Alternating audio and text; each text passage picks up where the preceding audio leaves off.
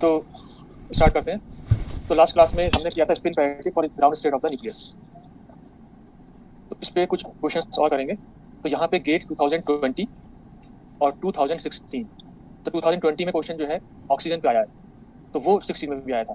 तो हम यहाँ पे पेज नंबर 23 क्वेश्चन नंबर 12 करते हैं पहले ये। ठीक है। तो पेज नंबर 23 क्वेश्चन नंबर 12 और पेज नंबर 4 क्वेश्चन नंबर 12 जो है वो अपने आप हो जाएगा, क्योंकि वो गेट 2020 का रिपीट हुआ है। तो यहाँ पे आप देखो, सबसे पहले हम करेंगे ऑक्सीजन 15:8। तो यहाँ पे जेड इक्वल टू 8 है, एन इक्वल टू 7 है। तो आप यहाँ पे ऑड वाले को फिल करो और ऑड के हिसाब से आपका इसकी प्रायोरिटी आपको मिल जाएगी। तो हमने क्या कहा था, 1s 1p फिर 1d 2s।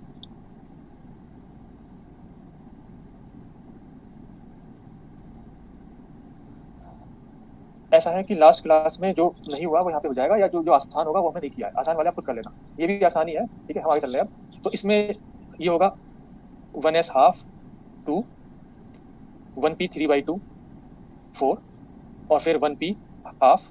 तो आपको 7 फिल करनी है तो ये हो जाएगा। तो आपने सेकंड रो को एक्सपेंड किया और फर्स्ट 2 रोज आपकी है वो सीक्वेंस में है। तो इसका आंसर हो गया हाफ माइनस। ठीक है, तो हाफ माइनस आपका केवल एक ही ऑप्शन में है, ऑप्शन नंबर बी में। अब हम जो है ऑक्सीजन 17 और देख लेते हैं। ऑक्सीजन 17 में आपके पास जेड तो 8 है, लेकिन अब की बार जो एन है वो 9 है।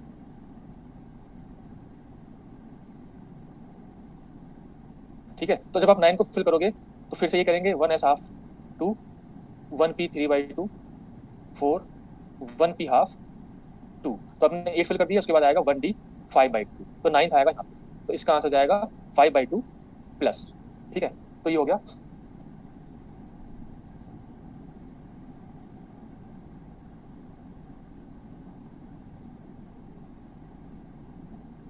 ये 13 क्वेश्चन नंबर 13 पे कौन सी बात कर रहे हो आप? अभी बुकलेट देखनी पड़ेगी क्वेश्चन नंबर 13। तो यहाँ फिलहाल जो हम कर रहे हैं उसे डिस्कस करते हैं। ठीक है, तो ये हो गया ये। क्लास के लास्ट में आप पूछ लेना किस बुकलेट में कौन सा पेज पे आपको कौन सा क्वेश्चन चाहिए। ठीक है, अब हम आगे बढ़ते हैं। तो स्लाइड नंबर सेकंड पे चलते हैं। जो भी क्वेश्चन की आपकी डाउट है वो क्लास के बाद में कर लेना। मैंने यहाँ पे सेलेक्टेड क्वेश्चन किए हैं, तो जो भी आपको कराना है वो क्लास के लास्ट में कर लेंगे, क्योंकि मैंने कुछ छोड़ दिए यहाँ पे, सब करने की जरूरत नहीं है, वो सब आसान है। अब हम नेक्स्ट क्वेश्चन करते हैं। Page number 24 question number 3। ये नया दिसंबर 2012 में आया था। यहाँ पे क्या है, the single particle energy the single particle energy difference between the p orbitals, that is p 3/2 and p half of the nucleus SN 114 is 3 MeV। तो इन्होंने कहा कि जो आपका p ऑर्बिटल है, तो p 3/2 और p हाफ के बीच में जो एनर्जी डिफरेंस है वो इन्होंने गिवन है। This energy difference corresponding to p is 3 MeV। अब आपको चाहिए energy difference between the states for 1। अब इसमें एक मिनट, इसमें मैं कंफर्म कर दूं, ये जो है इसमें रह गया, ये होना चाहिए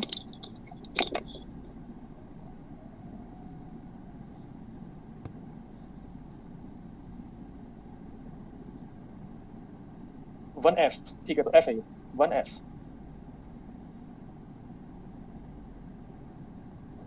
तो यहाँ पे हम करना 1f। तो 1f ऑर्बिटल इज, तो आपको अगर f चाहिए तो 1f, तो आपको पता है f के लिए j की क्या क्या वैल्यू हो जाएगी। तो हमें पता है कि इसके लिए l की वैल्यू होती है SPDF 0123 for single nucleon s equal to half. तो यहाँ से जो j की वैल्यू आएगी वो आएगी 7/2 और 5/2। ठीक है, तो आपको ये डिफरेंस चाहिए। तो हमने हमने क्या कहा था कि जो ये एनर्जी डिफरेंस है, this is proportional to 2l+1। ये एनर्जी डिफरेंस 2l+1 के प्रोपोर्शनल है।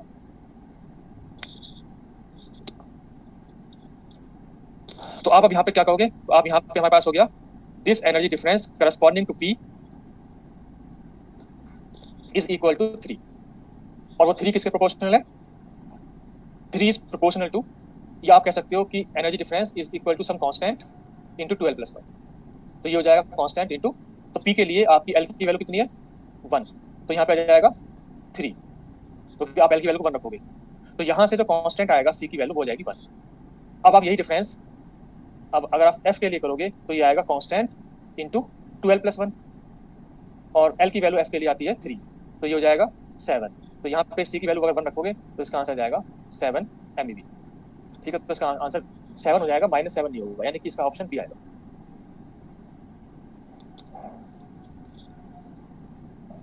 ठीक है, तो अब हम नेक्स्ट स्लाइड पे चलें।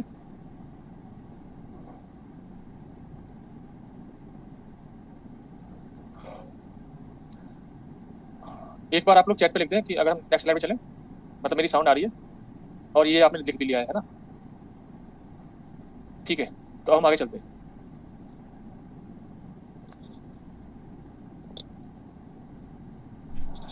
अब ये क्वेश्चन है आपका नेट दिसंबर 2013, पेज नंबर 24। यहाँ पे आपको क्या चाहिए, according to the shell model आपको चाहिए spin parity of the ground state of lithium 7। तो लिथियम का ऑलरेडी वैसे मैं आपको करा चुका हूँ, और आप यहाँ पे देख सकते हो कि लिथियम के लिए जेड की वैल्यू है 3 और एन की वैल्यू 4 है। तो जो आपका ऑड है वो 3 है, तो इसका आंसर हो जाएगा 1s½ 1p 3/1। तो ये हो गया 3/2 विथ ऑड पैरिटी, यानी कि 3/2 विथ नेगेटिव पैरिटी, ठीक है। तो ये आपके जो जिन्होंने आंसर लिखे हैं सही है।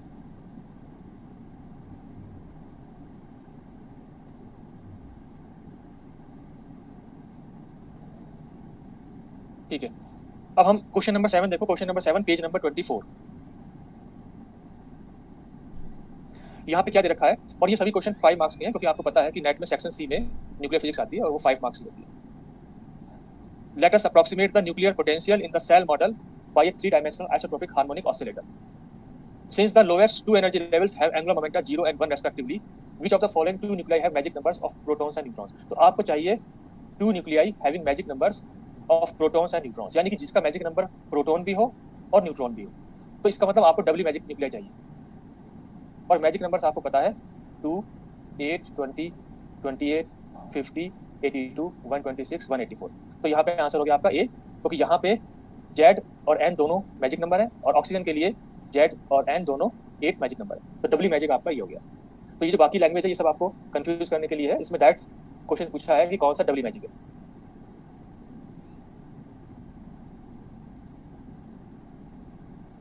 एक सेकेंड,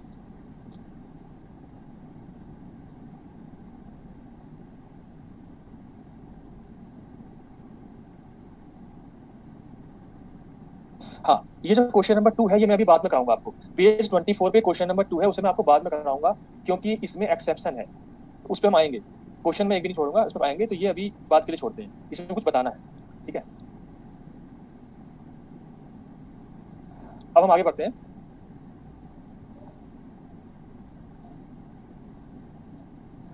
अब हम कुछ क्वेश्चन मैंने अपनी तरफ से लिए हैं, थोड़ा डिफरेंट।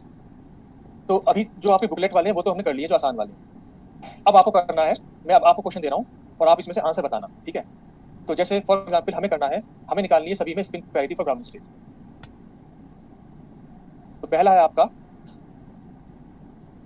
इसके लिए आपको आंसर बताना कितना आएगा। तो आप लोग निकालो कितना आंसर आएगा, और सभी लोग क्या करना है आपको, आपको जो सीक्वेंस है वो बार बार ये लिखना है, 1s 1p 1d। आपको पीछे देखना नहीं है, जैसे एग्जाम में करना है वैसे ही यहाँ पे करना है, ठीक है। तो अब यहाँ पे इसका आंसर बताओ क्या आएगा। ठीक है, तो कुछ लोगों के आंसर आ गए हैं, तो 3/2 प्लस सही आंसर है। जो लोग नहीं कर रहे हैं वो भी करने की कोशिश करें। तो यहाँ पे आपके पास n आपका 20 है और z आपका 19 है, तो आपको 19 फिल करना है। तो 19 फिल करने के लिए हमने क्या कहा था कि जो आपकी थर्ड रो है वो 20 तक होती है, आपको 19 करना है। तो यहाँ पे हमने स्टार्ट किया 1s½ 2, 1p 3/2 4, 1p½ 2, उसके बाद 1d 5/2 6, 14 हो गया, और थर्ड रो आपकी अल्टरनेट है, तो डी के बाद फिर आएगा एस। आपने अभी तक 18 फिल कर दिए, अब 19th जो है वो फिर से डी में आएगा। तो इसका आंसर हो गया 3/2 प्लस, क्योंकि इसके लिए एल की वैल्यू 2 होती है, और -1 की पावर 2 इवन पैरिटी हो जाएगी। अब नेक्स्ट हमें करना है जिंक,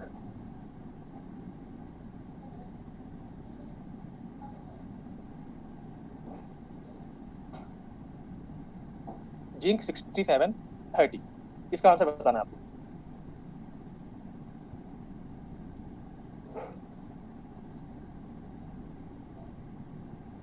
अच्छा एक मिनट, सही, आप सही कह रहे हो, यू आर राइट। ये 3 आएगा, ये 3 आएगा, 19 होने के लिए 3 आएगा, ठीक है, तभी ये 19 होगा।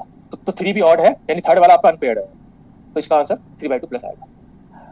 अब जो है जिंक के लिए देखो, तो जिंक के लिए क्या करना है, यहाँ पे है z = 30 और n = 37, ठीक है। तो अब मैंने आपसे क्या कहा था कि आपको क्या करना है, आपको शुरू से जो है एडिशन नहीं करना है, आपको सीधा 37 के लिए करना है, ठीक है। तो टाइम बचाने के लिए आप क्या करोगे, तो यहाँ पे मैंने आपसे क्या कहा था कि 1s 1p 1d 2s, फिर है 1f 2s 2p। तो मैंने क्या कहा था कि जब आप 1f 7/2 को फुल्ली फिल करोगे, 8 करोगे, तो आपका 28 मैजिक नंबर आता है, ठीक है।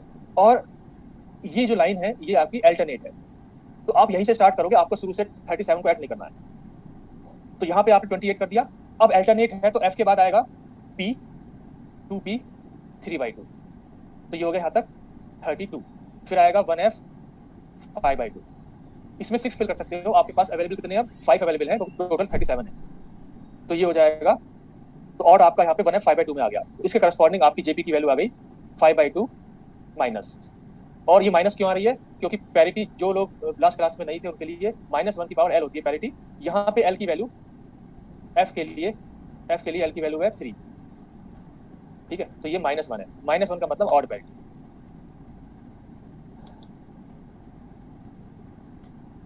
अब हम नेक्स्ट करते हैं,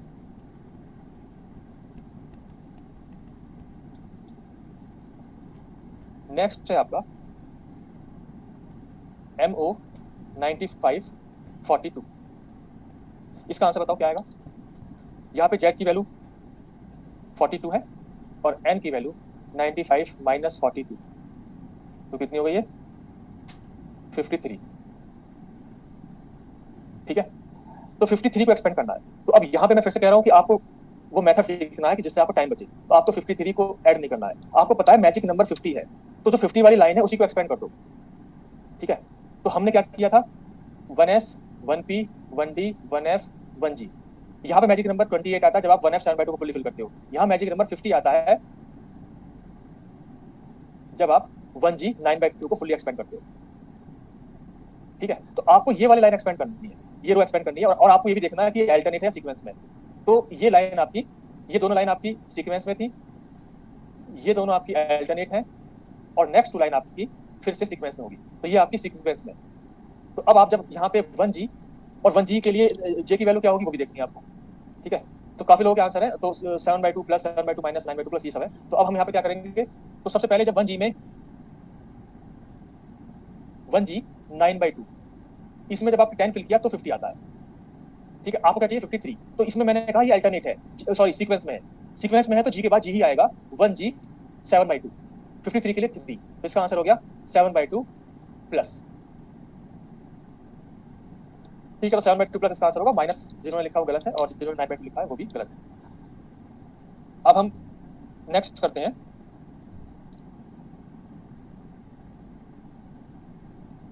हाँ, तो नेक्स्ट है SR 8738। इसका आंसर बताओ क्या आएगा। यहाँ पे Z = 38 है और यहाँ पे N है 49, ठीक है।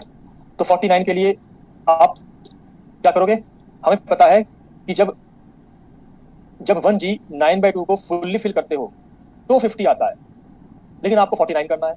तो 49 करने के लिए इस 10 में से कम कर दो, 1g 9/2 9, अब आपका 49 हो गया, तो इसका आंसर हो जाएगा 9/2 प्लस, ठीक है। तो आप लोग का आंसर सही है 9/2 प्लस। मैं फिर से कह रहा हूँ, आपको ये सीक्वेंस याद करने की जरूरत नहीं है, आप जो मैंने मेथड बताया आपको वैसे ही करना है, या जिन्होंने याद कर रखा है आप उससे कर सकते हो, किसी ने एमएससी में कोई अपना मेथड बना रखा है याद करने के लिए तो आप उससे कर सकते हो। अब नेक्स्ट है आपका, अब मैं आपको एक एग्जांपल ऑड करा दूं, ऑड, तो ऑड का एग्जांपल होगा नाइट्रोजन 7 14। तो यहाँ पे ZB7 है और NB7 है, ये जो है ऑड न्यूक्लियाई, इसमें आप नॉर्डियम रूल लगाओगे तो दोनों को ही आप एक्सपेंड करोगे, तो इसका आंसर आप लोग निकालो कितना आएगा। पहले आप जो है यहाँ पे 7 को 1s half 2 1p 3/2 4 1p half 1। Similarly आप जो है नंबर ऑफ न्यूट्रॉन्स भी फिल करोगे तो वो भी इस तरह से होगा। अब मैंने आपसे कहा था कि आप दोनों के लिए J और L की वैल्यू निकाल लो। J करस्पॉन्डिंग टू प्रोटॉन्स, इसके लिए J की वैल्यू आ गई half, J corresponding to neutron के लिए भी half, and L corresponding to proton for P, तो P के लिए 1 होता है और यहाँ भी L corresponding to neutron is 1। फिर अब हमने कहा था JP plus JN plus LP plus LN, इनको जब आप ऐड करोगे तो यहाँ पे आएगा 3। ये आपका ऑर्डर है। तो आप सबके आंसर सही है 1+।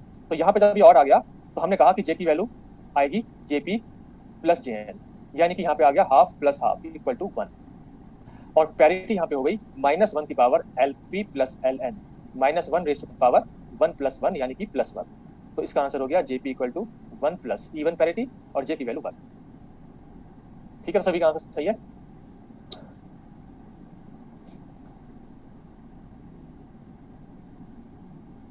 ठीक है, तो अब हम आगे बढ़ते हैं। ये एग्जाम्पल तो आप और भी कर सकते हो अपनी प्रैक्टिस के लिए। अब हमें क्या करना है, अब मैं आपको एक एग्जाम्पल वो कराना चाह रहा हूं कि जिसमें हमें फर्स्ट एक्साइटेड स्टेट या सेकंड एक्साइटेड स्टेट के लिए आपको स्पिन पैरिटी निकालनी है। तो उसे कैसे निकालेंगे? ठीक है, तो अब हम नेक्स्ट स्लाइड पे चल रहे हैं।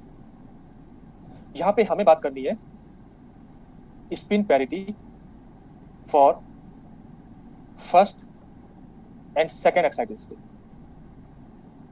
और दूसरा ये है कि ये जो मेथड अब हम करने वाले हैं वो सेल मॉडल नहीं बता पाता है।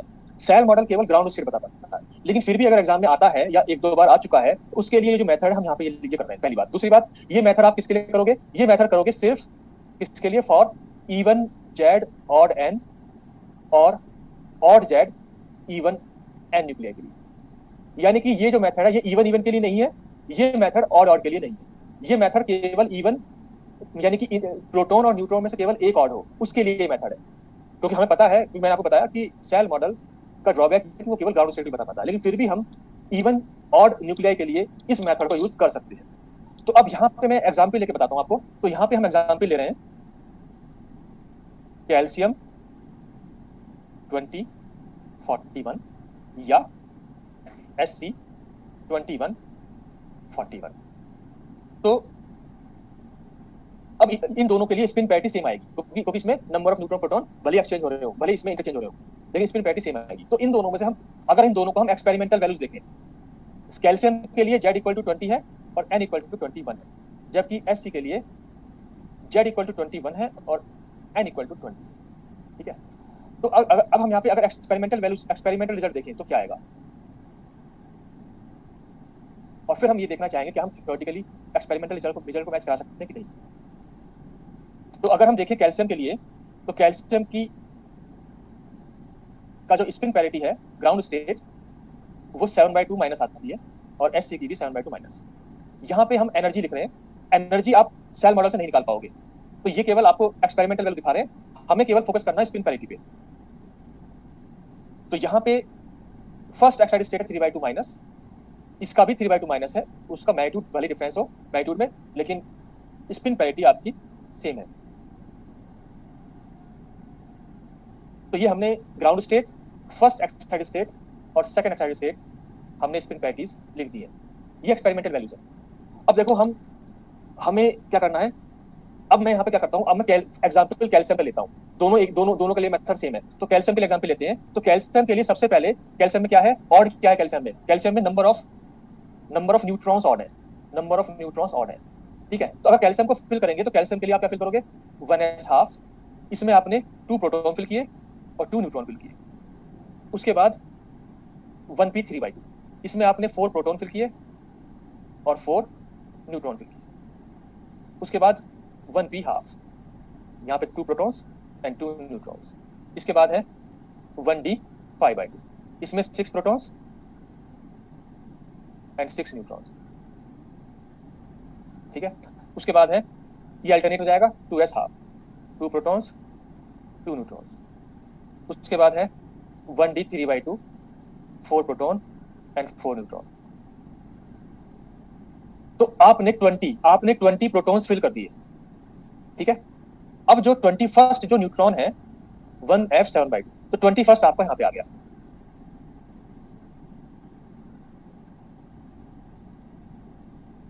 नहीं 3/2 प्लस है, 3/2 प्लस, ये दोनों सेम है, 3/2 प्लस है। ठीक है, दोनों के लिए सेम वैल्यूज हैं। तो इनमें से हम किसी एक एग्जांपल की बात कर रहे हैं, यही मेथड दूसरे के लिए भी होगा और यही मेथड किसी और न्यूक्लियाई के लिए भी होगा। तो यहाँ पे अभी तक आपने क्या किया, तो ग्राउंड स्टेट के लिए अगर हम बात करें, ग्राउंड स्टेट के लिए, तो ग्राउंड स्टेट के लिए स्पिन पैरिटी की वैल्यू क्या गई, 7/2 माइनस। ठीक है। तो ये तो आपको करना आता है कि फर्स्ट ग्राउंड स्टेट के लिए आप कैसे करोगे। ऑड वाला जो आपका न्यूक्लियन है उसके करस्पॉन्डिंग आपका 7/2 माइनस आंसर आ गया। ठीक है। अब हम बात करेंगे फर्स्ट एक्साइटेड स्टेट की। ठीक है। तो फर्स्ट एक्साइटेड स्टेट के लिए क्या होगा, प्रोटॉन तो ऐसे ही रहेंगे क्योंकि प्रोटॉन तो फुल्ली फिल्ड है। अब अगर आप फर्स्ट एक्साइटेड स्टेट की बात करो तो फर्स्ट एक्साइटेड स्टेट में जो कॉन्फ़िगरेशन आएगा उसमें जो चेंज होगा वो न्यूट्रॉन्स में हो जाएगा, प्रोटॉन विल रिमेन सेम। तो न्यूट्रॉन में क्या होगा, ये सब तो ऐसे ही रहेंगे। अब यहाँ पे क्या होगा कि जो ये वाला न्यूट्रॉन है 1f वाला, वो एक्साइट होकर जस्ट अपर वाले में पहुंच जाएगा। तो ये एक्साइट होकर यहाँ पे जाएगा।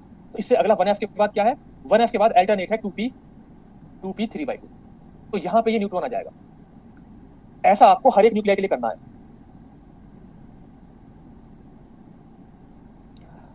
इसमें आप पूछ रहे हो, रिंकू जी पूछ रहे हैं कि न्यूट्रॉन प्रोटॉन 2 4 6 कैसे फिल कर रहे हैं। तो ये मैंने आपको बता तो दिया है कि जो जे की वैल्यूज हैं, जो यहाँ पे जैसे इसमें जे की वैल्यू 3/2 है, तो आप कितने न्यूक्लियन फिल करोगे, 2j+1। जितना भी जे की वैल्यू है उसमें जे 2 की मल्टीप्लाई करो +1 कर दो। तो अब तक हम यही तो कर रहे हैं। बस मैंने यहाँ पे 1p 3/2 के यहाँ पे 4 नहीं लिखा, लेकिन 4 फिल कर दिए हैं क्योंकि 2j+1 की वैल्यू 4 है। इसी तरह से आप हर एक रो में 2j+1 कर रहे हो फिल, और न्यूट्रॉन प्रोटॉन को सेपरेटली फिल करते हैं। ठीक है। तो फर्स्ट सेकंड स्टेट आपको समझ में आ गई। जो भी ग्राउंड स्टेट से उससे जस्ट ऊपर वाला जो है लेवल, वो फर्स्ट एक्साइटेड स्टेट है। तो इसका आंसर हो गया जेपी की वैल्यू हो गई फर्स्ट एक्साइटेड स्टेट के लिए 3/2 माइनस। ठीक है। तो आपने फर्स्ट एक्साइटेड स्टेट भी निकाल लिया। अब हमें निकालना है second excited state. Second excited state में भी जो आपके फुल्ली फिल्ड प्रोटॉन्स हैं उन्हें आप डिस्टर्ब नहीं करोगे। तो न्यूट्रॉन में क्या चेंज आएगा,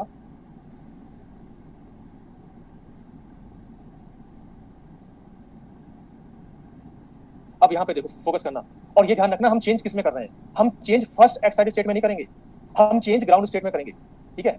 इसे ऐसे मानिए कि आपका हाइड्रोजन एटम है, हाइड्रोजन एटम है। अगर हम एटॉमिक में बात करें तो हाइड्रोजन एटम के n=1 में ये ग्राउंड स्टेट आपका इलेक्ट्रॉन है, ग्राउंड स्टेट आपका लेवल है। अगर आपको यहाँ से फर्स्ट एक्साइटेड स्टेट करना है तो आप यहाँ से एक्साइट करते हो, this is first excited state. ठीक है। और एटॉमिक में सेकंड कैसे करते हो, सेकंड एक्साइटेड स्टेट कैसे करते हो, तो वो आप ग्राउंड से ही करते हो, आप ग्राउंड से ही यहाँ पे करते हो, this is your second excited state. ठीक है। आप यहाँ पे फर्स्ट एक्साइटेड स्टेट को नहीं एक्साइट करते, ग्राउंड को ही एक्साइट करते हो कि that this is your second possibility. ठीक है। हालांकि यहाँ पे ऐसा नहीं करना है क्योंकि यहाँ पे न्यूक्लियर फिजिक्स की बात हो रही है, लेकिन मैं यहाँ पे कहना चाह रहा हूँ कि आपको जो फर्स्ट एक्साइटेड स्टेट है उसमें अब चेंज नहीं करना है, आपको ग्राउंड स्टेट में ही चेंज करना है कि ग्राउंड स्टेट में आप क्या कर सकते हो चेंज। ठीक है। तो अब ग्राउंड स्टेट वाले कॉन्फ़िगरेशन आपको दिख रहा है, और सेकंड एक्साइटेड स्टेट में क्या करोगे कि जो आपके न्यूट्रॉन्स हैं, ठीक है, तो आपके 1f में तो एक न्यूट्रॉन है, और 1d 3/2 में आपके 4 न्यूट्रॉन थे, तो यहां से एक न्यूट्रॉन यहां चला जाएगा, 1d 3/2 में से एक न्यूट्रॉन 1f 7/2 में आ जाएगा, और 1f 7/2 को तो बना देगा पेयर, और यहां पे बना देगा ये अनपेयर्ड। हम ये कहना चाह रहे हैं कि ऐसा, पहली बात तो मैं आपको बताना चाहूंगा कि ऐसा नहीं है कि ये जो 1f वाला न्यूट्रॉन है वो यहाँ से 1f वाला जो न्यूट्रॉन है वो यहाँ से ऊपर नहीं जा सकता, वो यहाँ से 2p 3/2 2p हाफ g सब में जा सकता है। पर हम ये कहना चाह रहे हैं कि उसके लिए जो एनर्जी चाहिए वो ज्यादा एनर्जी चाहिए। हो सकता है वो third excited state, fourth excited state, fifth excited state हो, लेकिन वो सेकंड एक्साइटेड स्टेट नहीं है। तो जो सेकंड पॉसिबिलिटी है वो इस कॉन्फ़िगरेशन के लिए है जहां पे आपने 1f 7/2 को पेयर बना दिया, और उससे जो सेकंड लास्ट जो आपके जो 4 न्यूट्रॉन्स थे 1d 3/2 में, वो अपने आप को उन्होंने अनपेयर्ड बना दिया। तो अब जो आंसर आएगा वो अनपेयर्ड इस वाले के हिसाब से आएगा, जिसका आंसर होगा 3/2 प्लस। तो आगे से आपको क्या करना है यही ध्यान रखना है। ठीक है। तो कंक्लूजन क्या निकल गया, कंक्लूजन ये निकला, यहाँ पे हम कंक्लूजन लिख रहे हैं, कंक्लूजन ये निकला कि जो भी आपका ग्राउंड स्टेट वाला हो, तो ग्राउंड स्टेट आपको निकालना आता है, जो भी ग्राउंड स्टेट हो उससे जस्ट ऊपर वाला तो फर्स्ट, उससे जस्ट नीचे वाला सेकंड। ठीक है। आगे से आपको ये करना है कि जो ग्राउंड स्टेट वाला कॉन्फ़िगरेशन है जो आपने निकाला, वो वाला उससे जस्ट ऊपर वाला फर्स्ट, और उससे जस्ट नीचे वाला सेकंड एक्साइटेड स्टेट आपका हो जाएगा। एक्सपेरिमेंटल वाला जो रिजल्ट है वो आपको निकालना नहीं है, वो तो एक्सपेरिमेंटली हमने देखा कि ग्राउंड स्टेट की 7/2 माइनस आई, फर्स्ट एक्साइटेड स्टेट की 3/2 माइनस, और सेकंड की 3/2 प्लस। उसी को हम bye the help of self model या एक तरह से जो हमारे सीक्वेंस जो हमने याद कर रखी है उससे हमने किया। ठीक है। तो आपको समझ में आया, ग्राउंड स्टेट से जस्ट ऊपर वाला फर्स्ट, उससे जस्ट नीचे वाला सेकंड, बस यही याद करना है। अब आगे से एग्जाम में अगर आता है तो आपको ही करना है, और इसमें एग्जाम में केवल अभी तक एक बार आया है, और अभी आपने कल बताया कि गेट 2021 में भी आया है, तो उसको भी देख लेंगे जब पेपर आ जाएगा। ठीक है।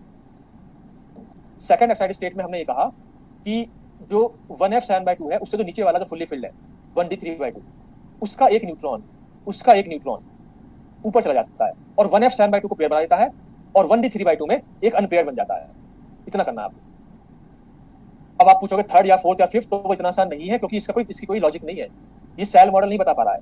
थर्ड वाला और कठिन होगा, फोर्थ वाला और कठिन होगा, इसीलिए आप आगे मत बढ़ो। सेल मॉडल में ड्रॉबैक है, सेल मॉडल में केवल ग्राउंड स्टेट बता पाता है, लेकिन फिर भी अगर अगर सेकंड एक्साइड स्टेट आता है, फर्स्ट आता है, तो आप इस तरह से कर सकते हो। और मैंने कहा कि ये केवल इवन ऑड या ऑड इवन के लिए होगा। अगर दोनों ऑड हो गए तो फिर हम नहीं बता सकते कि उन दोनों ऑड में से कौन सा एक्साइड होगा पहले। ठीक है, तो एक एग्जाम्पल आप कह रहे हो तो एक एग्जाम्पल और कर लेते हैं। ठीक है, आपकी मर्जी, आप कोई भी एग्जाम्पल कर सकते हो। ठीक है, तो अब हम नेक्स्ट एग्जाम्पल एक एग्जाम्पल करते हैं इसका, जहां पे हमें फर्स्ट एक्साइड स्टेट और सेकंड एक्साइड स्टेट चाहिए। ठीक है, तो अब मैं नेक्स्ट स्लाइड पे चलूं, अगर आपने लिख लिया हो तो। ठीक है, तो अब हम आगे चलते हैं।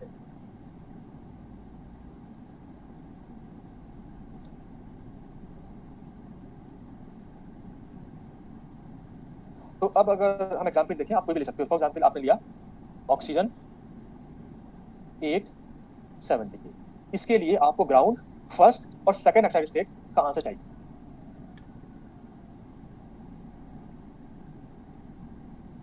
ठीक है, तो ग्राउंड स्टेट के लिए क्या करेंगे, तो यहाँ पे z इक्वल टू 8 है, n इक्वल टू 9 है, तो आप 9 के लिए फिल करोगे। तो आपका 9 के लिए क्या होगा, 9 के लिए हो जाएगा 1s half, 1p 3/2, 1p half. फिर तो आपने अभी तक दो रो एक्सपेंड करी है। ठीक है, उसके बाद आएगा 1d 5/2, इसमें हो गया 1। तो आपका ग्राउंड स्टेट का आंसर आ गया jp इक्वल टू 5/2 प्लस, ये हो गया ग्राउंड स्टेट के।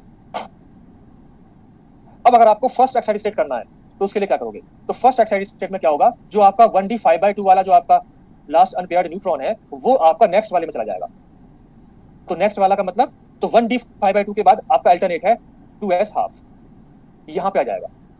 तो आपका फर्स्ट एक्साइड स्टेट का आंसर हो जाएगा हाफ प्लस, उसे जस्ट नेक्स्ट।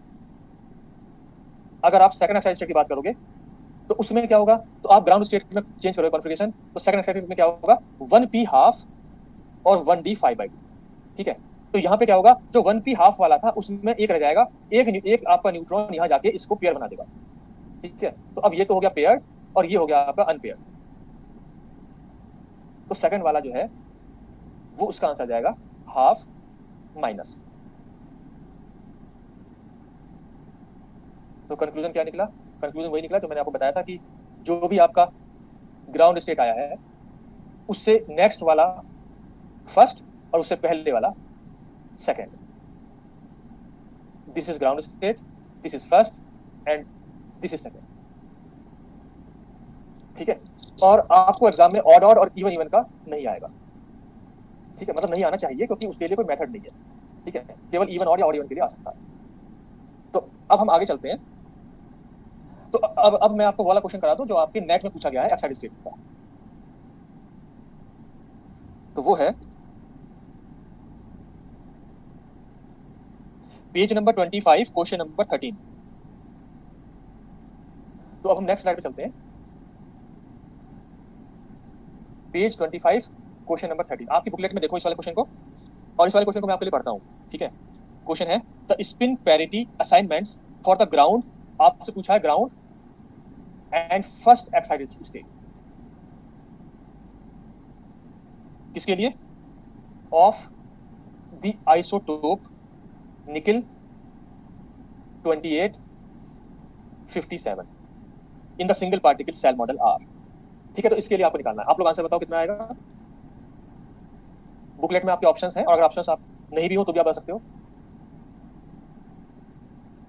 ठीक है, तो अब यहाँ पे आप क्या करोगे, सबसे पहले ग्राउंड स्टेट की बात करें तो यहाँ पे z इक्वल टू 28 है और n आपका है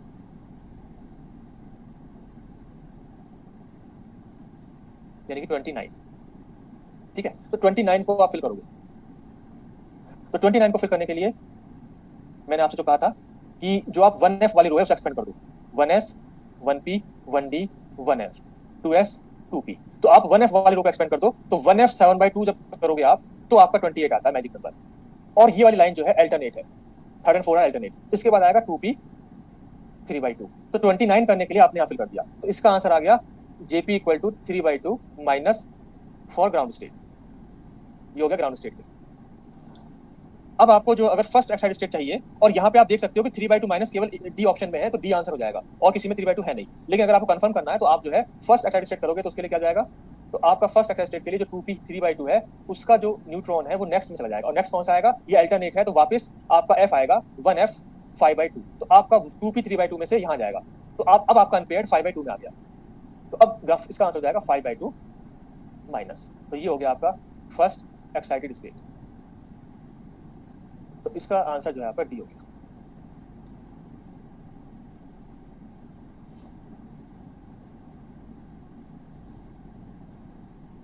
ठीक है, तो अब हम आगे चलें। अब मुझे आपको क्या कराना है कि सेल मॉडल में कुछ एक्सेप्शंस है। एक्सेप्शंस का मतलब ये है कि जो सेल मॉडल है वैसे तो स्पिन पैरिटी सभी के लिए सही दे देता है, पर कुछ न्यूक्लियाई के लिए स्पिन पैरिटी एक्सपेरिमेंटल से मैच नहीं करती है, और उन्हीं को हम एक्सेप्शन कह रहे हैं, या हम कह रहे हैं डिस्क्रिपेंसी। आपके सेल मॉडल में डिस्क्रिपेंसी है, हालांकि उसकी जो एग्जाम्पल है बहुत सारी हैं, पर हम कुछ एग्जाम्पल्स यहाँ पे लिखेंगे, और आगे से उन्हें याद भी कर सकते हैं, याद भी करना मतलब याद रखना कि अगर उनमें से आपको क्वेश्चन आता है तो आप उन्हें लिख पाओ।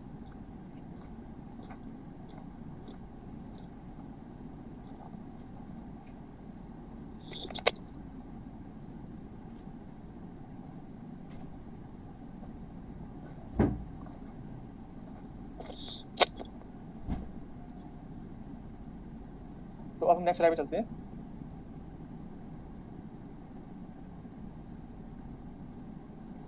देखिए मैंने आपसे कहा सेकंड एक्साइटेड स्टेट, अच्छा सेकंड, अगर सेकंड एक्साइटेड पूछ ले तो आप निकाल सकते हो, सेकंड एक्साइटेड स्टेट में उससे पहले वाला जाएगा, ठीक है, अगर पूछा जाए तो सेकंड के वही मेथड है। अब आप क्या करोगे, एक टेबल बनानी है हमें डिस्क्रिपेंसीज की।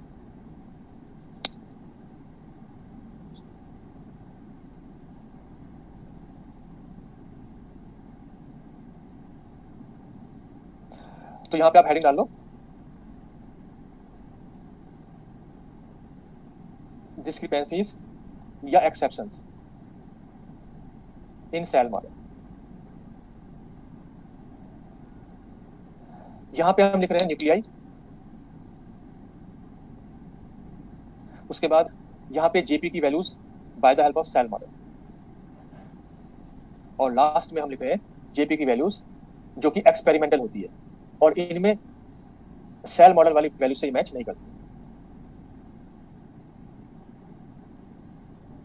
तो सबसे पहला हमारे पास जो न्यूक्लियाई है वो है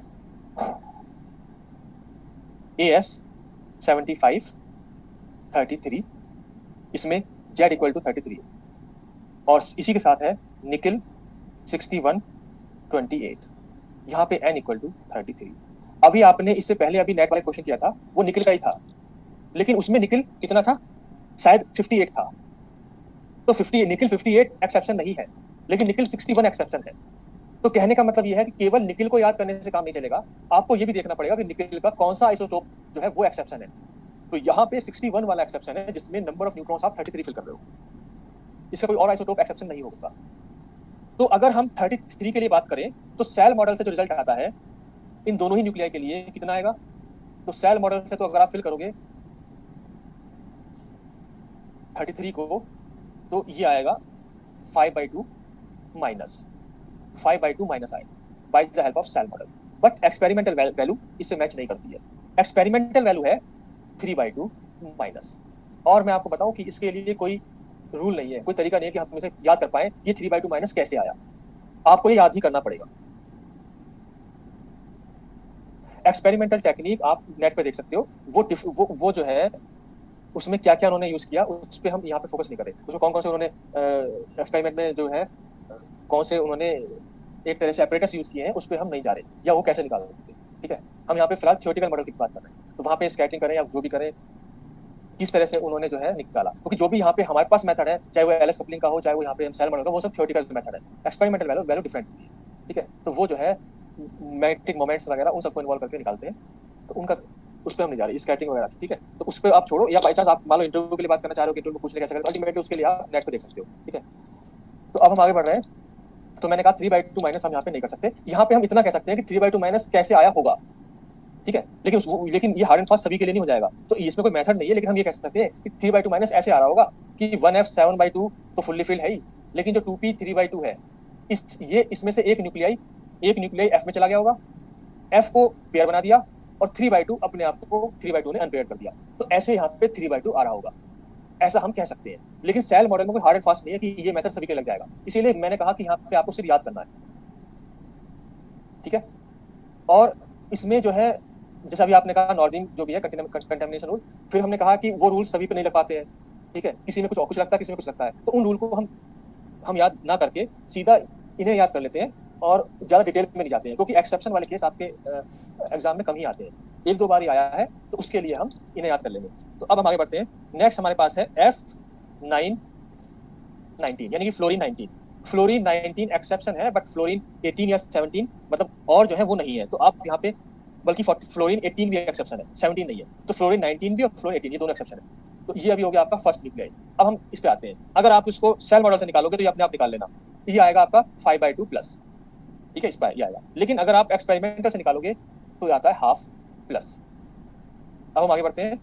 नेक्स्ट है आपका फ्लोरीन 918, ये भी एक्सेप्शन है, और ये ऑड न्यूक्लियाई है, तो ऑड के लिए आप नॉर्दिंग रूल यूज कर सकते हो। लेकिन जैसे कि हमने कहा कि नॉर्दिंग रूल जब करोगे तो यहाँ पे जब हम 9 फिल करोगे तो 9 के लिए क्या करोगे, 9 के लिए आप कहोगे 1s half 2, 1p 3/2 4, 1p half 2 और 1d 5/2 1।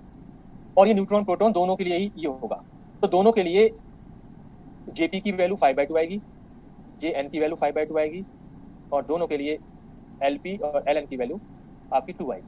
और यहाँ से जब आप इनको ऐड करोगे तो ये वैल्यू आती है 9,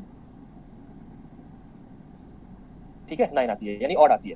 अगर ये ऑड आती है तो J की वैल्यू हो जाएगी Jp प्लस Jn यानी कि 5, ठीक है। और पैरिटी आती है आपकी -1 Ln प्लस Lp यानी कि -1 4, यानी कि आती है +1।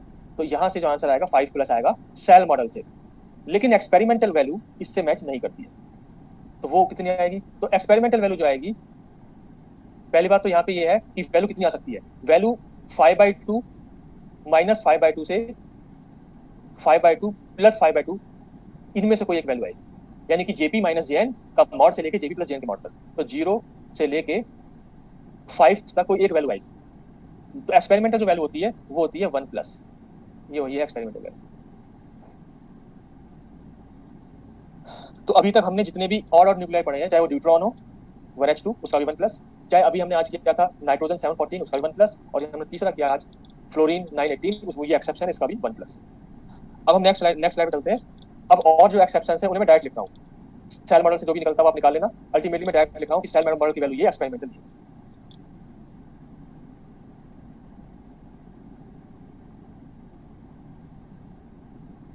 तो अब उसके बाद नंबर 4 है आपका लिथियम 36। लिथियम 36 भी आपका और न्यूक्लियाई है। इसमें भी अगर आप नॉर्दिम रूल लगाओगे तो नॉर्दिम रूल से आपका आता है 3+।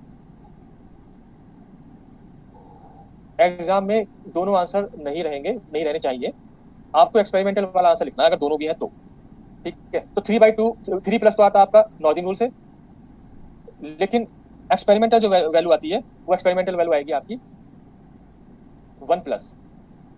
तो आपको 1+ याद रखना है। और इसकी हमें जरूरत पड़ेगी बीटा डीके में हमें लिथियम 6 का बीटा डीके सिलेक्शन रूल में हमें ये जरूरत पड़ेगी, तो इसको याद रखना है, इसका 1+ होता है।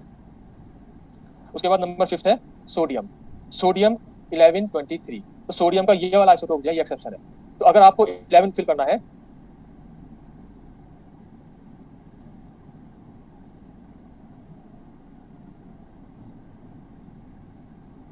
नहीं, सभी और का 1+ नहीं होगा, वो मैंने कहा कि याद कर लो कि यहाँ तक 1+, सभी और का 1+ नहीं होगा, ऐसा नहीं कहा मैंने कहा कि अब तक जो हमने 3 किए हैं वो 1+ है, तो इसका 1+ आएगा एक्सपेरिमेंटल। अब यहाँ पे सोडियम, तो सोडियम में अगर आप सेल मॉडल से करोगे तो 5/2 प्लस आता है, लेकिन यहाँ पे आता है 3/2 प्लस। उसके बाद नंबर 6 है Mn5525। यहाँ पे Z = 25 है, तो इसमें आएगा 7/2 माइनस 7/2 आपको पता है 1f 7/2 में 28 फिल होता है, 25 के लिए भी 7/2 माइनस, और एक्सपेरिमेंटल वैल्यू आती है 5/2 प्लस। उसके बाद नंबर 7 है SE7934। यहाँ पे नंबर ऑफ न्यूट्रॉन्स 45 है।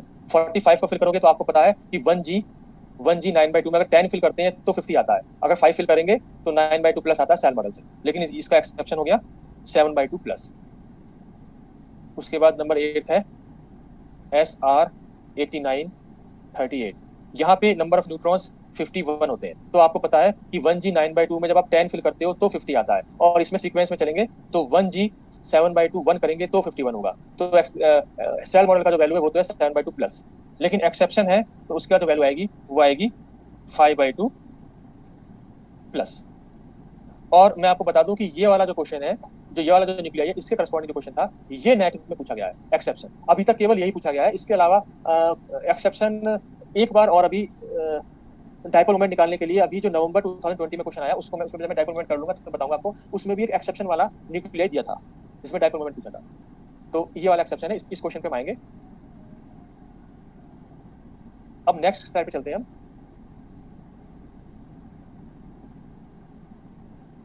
अच्छा ठीक है ठीक है ठीक है, मैं से करेक्ट करता हूँ, ये n = 3 है, ये n = 3।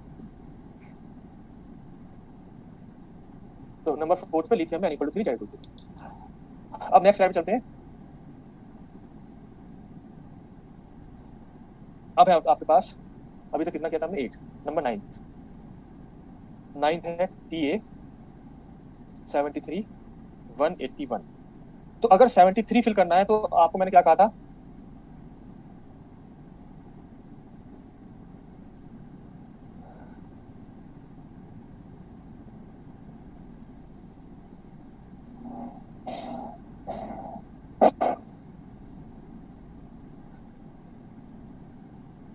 इसमें 6 में पैरिटी दोनों की सेम आ रही है, 6 में दोनों की पैरिटी सेम है, प्लस प्लस, अच्छा माइनस, हाँ हाँ तो कोई बात नहीं, इसमें कोई हार्ड एंड फास्ट नहीं कि पैरिटी सेम रहेगी। 7/2 यहाँ पे माइनस, एक मिनट में देख लूँ जरा, 7/2 नहीं, ये 5/2 माइनस है, 5/2 माइनस है, 6 में 5/2 माइनस है, लेकिन ये हार्ड एंड फास्ट नहीं है कि उसकी माइनस है तो इसकी माइनस होगी, चेंज हो सकती है, लेकिन यहाँ पे करेक्शन है, ये 5/2 माइनस आएगी।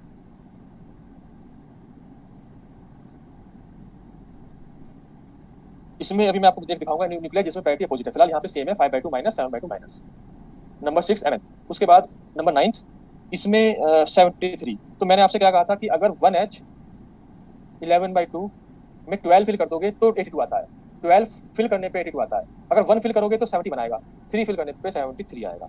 तो 11/2 माइनस तो सेल मॉडल से आंसर आता है, और 7/2 माइनस आपका एक्सपेरिमेंटल आता है। उसके बाद नंबर 10 है TL 81203। यहाँ पे Z = 81 है, तो इसके लिए भी क्या आंसर आएगा, 1H 11/2 में 12 फिल करोगे तो 82 होता है, तो यहाँ पे 11 फिल कर दोगे तो आपका 81 आ जाएगा, तो इसका आंसर हो गया 11/2 माइनस। और यहाँ पे है 1/2 प्लस, देखो यहाँ पे चेंज आ गया पैरिटी में, 1/2 प्लस। वो मैंने आपसे, एक्सेप्शन की जो वैल्यूज है इन्हें आप सभी को एक बार रिवाइज करो, तो मतलब याद करने की कोशिश करो, फिर हो सकता है एक्सेप्शन आ जाए। और जो अभी आपने पूछा कि बीटा डीके, तो वो बीटा डीके में मैं फिर से आपको रिवाइज कराऊंगा। मैंने कहा कि लिथियम 6 के लिए याद कर लो 1+, वो बीटा डीके में काम आएगा, बस इतना कहा। तो बीटा डीके में जब हम पढ़ेंगे तो मैं रिवाइज करा दूंगा, तो कि वो कहाँ पे उसकी जरूरत पड़ेगी। तो यहाँ पे पैरिटी चेंज हो गई है, 1/2 प्लस हो गया। उसके बाद हमारे पास है लेड। तो लेड का ये वाला आइसोटोप आपका एक्सेप्शन है, जहाँ पे हमने Z = 125 फिल किया। तो यहाँ पे 125 फिल करेंगे, तो 125 के लिए मैंने आपसे क्या कहा था कि 1I 13/2, अगर इसमें 14 फिल कर दिया तो 126 होता है, तो 13 फिल करोगे तो आपका 125 आएगा, तो इसका आंसर हो गया 13/2 प्लस। लेकिन इसका जो एक्सेप्शन है वो आएगा 1/2 माइनस। इसे इन्हें समझाने के लिए आप ये कह सकते हो कि 1I 13/2 से पहले है 3p हाफ, तो इसका जो एक है वो यहाँ जाके इसे 14 बना देगा, और इसके करस्पॉन्डिंग आपका हाफ माइनस आता है, ठीक है, ऐसा आप कह सकते हो। उसके बाद लास्ट है आपका AM 24195। यहाँ पे Z = 95 है, तो 95 को कैसे करोगे आप, तो 95 को करने के लिए जो आपका 82 वाली लाइन है, हाँ यस ये N है, तो ये n इक्वल टू 125। तो हमने क्या कहा कि जो 95 करने के लिए क्या करोगे, जो आपकी 82 वाली लाइन है 1h 11/2 को 12 कर देंगे तो 82 आता है, तो इस वाली लाइन को एक्सपेंड करोगे तो इसमें 95 आ जाएगा। और आपको ये भी देखना कि ये लाइन सीक्वेंस में है या अल्टरनेट है, तो ये लाइन सीक्वेंस में है, तो यहाँ पे आएगा 1h 9/2 10, ये कितना आ गया 92। तो 92 उसके बाद 95 करने के लिए 2f 7/2 3, तो ये हो गया 7/2 माइनस, इसका एक्सेप्शन है 5/2 माइनस। 5/2 माइनस को आप ऐसे कर सकते हो कि 2f 7/2 में से एक जो है प्रोटॉन यहाँ जाएगा 2f 5/2 में, तो ये हो जाएगा 5/2 माइनस। ठीक है, तो यहाँ पे इनके अलावा भी न्यूक्लियाई है पर आप केवल इन्हें याद करो, तो इसका आंसर तो ये जो है 12 याद कर लो आप, और इनके आंसर ये है। तो अगर एग्जाम में आता है तो एक्सपेरिमेंटल वैल्यू को आपको लिखना है। अब इसमें जो एक्सेप्शन आया था उस पर आते हैं हम, तो उसका है, मैं आपको बताता हूँ पेज नंबर, ये page number 24 question number 2, page 24 question number 2। तो ये जो एक्सेप्शन है आपका एस आर, ये इस वाले क्वेश्चन में दिया हुआ है, ये जो है नेट दिसंबर 2011 में पूछा गया है। तो यहाँ पे आपके पास दो न्यूक्लियाई है, एक तो है आपके पास एस बी 12551 और एक है एस आर 8938। तो इसमें जो 51 फिल, आपको दोनों में 51 फिल करना है, एस बी में आपके Z51 है और एस आर में आपके N51 है। तो जो एस बी वाला है वो तो आपका एक्सेप्शन नहीं है, उसका तो 51 के लिए आंसर जाएगा 7/2 प्लस, ठीक है, क्योंकि 1G 9/2 को फुल्ली फिल करते हो तो 50 आता है, 51 आ जाएगा 1G 7/2 में, ठीक है। तो ये वाला इस क्वेश्चन का आंसर आपको मिल गया होगा, पेज 24 क्वेश्चन नंबर 2। यहाँ पे एस बी 51 125, यहाँ पे 51 फिल करोगे आप Z इक्वल टू 51, तो यहाँ पे जाएगा 1G 9/2 10, ये तो हो गया मैजिक नंबर 50, 51 के लिए 7/2, तो ये तो हो गया आपका 7/2 प्लस। लेकिन जो आपका एस आर है वो एक्सेप्शन है,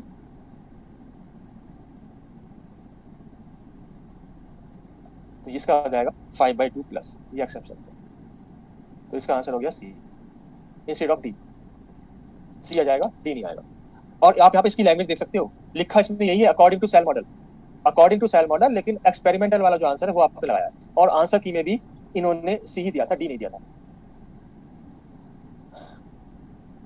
अब हम आगे बढ़ते हैं, तो ये तो हमने अभी तक बात करी स्पिन और पैरिटी। अब इसके अलावा और क्या हम निकाल सकते हैं सेल मॉडल से, तो अब हमें आगे बढ़ना है, अब हमें निकालना है मैग्नेटिक एंड मतलब कि मोमेंट्स, डायपोल मोमेंट और क्वार्टरपोल मोमेंट, अब हमें ये निकालना है, ठीक है, और ये दोनों भी इंपॉर्टेंट है, ठीक। तो अब हम आगे चलते हैं नेक्स्ट स्लाइड पे।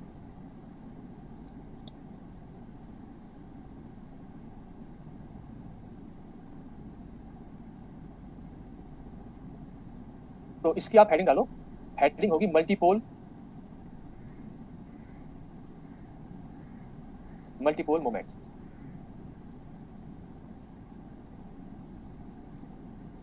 इलेक्ट्रिक के लिए आप लिख रहे हो EL से, और मैग्नेटिक के लिए आप यूज कर रहे हो ML। यहाँ पे L जो है वो ऑर्डर है, L इज ऑर्डर। इसका मतलब ये हुआ कि अगर L इक्वल टू 0 है तो उसे आप कह रहे हो मोनोपोल,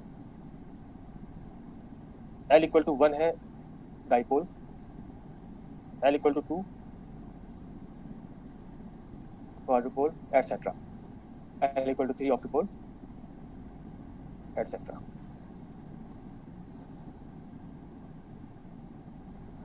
तो यहाँ पे जो इलेक्ट्रिक मल्टीपोल्स होंगे वो तो आते हैं चार्ज की वजह से, चार्ज डिस्ट्रीब्यूशन की वजह से, और जो मैग्नेटिक आते हैं वो आते हैं करंट्स की वजह से। अगर चार्ज आपका करंट लूप बना रहा है तो उसमें सॉरी, अगर चार्ज आपका सर्कुलर मोशन कर रहा है या रिवोल्यूशन कर रहा है तो उससे जो है करंट्स भी प्रोड्यूस होते हैं। तो अगर न्यूक्लियस के इनसाइड प्रोटॉन्स सर्कुलर पाथ या कोई मोशन कर रहे हैं तो उससे करस्पॉन्डिंग आपको करंट बन जाएंगे, तो करंट के करस्पॉन्डिंग आपको मैग्नेटिक मोमेंट्स मिलते हैं, ठीक है। तो अल्टीमेटली अब यहाँ पे हमें क्या करना है, तो ये सब बातें तो आप ENT में पढ़ते हो, इनके फॉर्मुले आपको पता है, समेशन वाले फॉर्मुले अगर आपके चार्ज डिस्क्रीट हो, इंटीग्रल वाले फॉर्मुले अगर आपके चार्ज कंटीन्यूअस हो। तो ये इलेक्ट्रोस्टैटिक्स में तो पढ़ते हैं हम इलेक्ट्रिक मोमेंट्स, और मैग्नेटोस्टैटिक्स में पढ़ते हैं हम मैग्नेटिक मोमेंट्स। हाँ अच्छा, हाँ yes, L equal to 3, L equal to 3।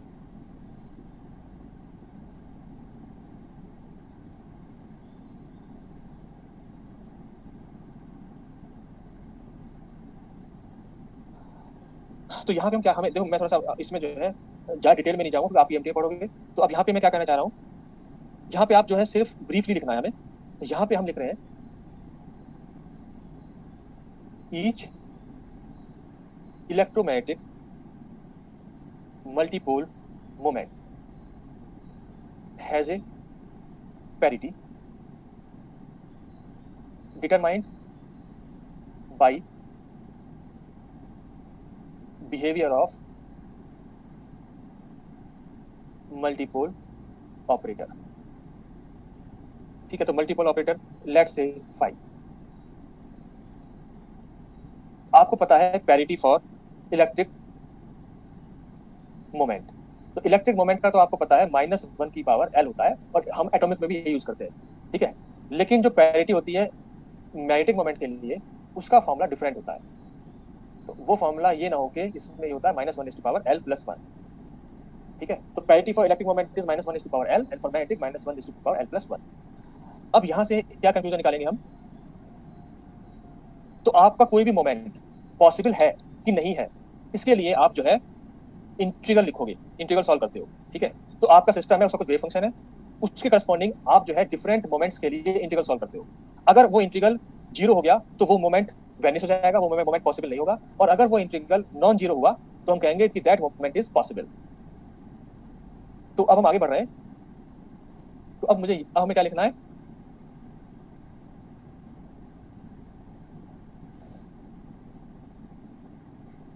a multipole moment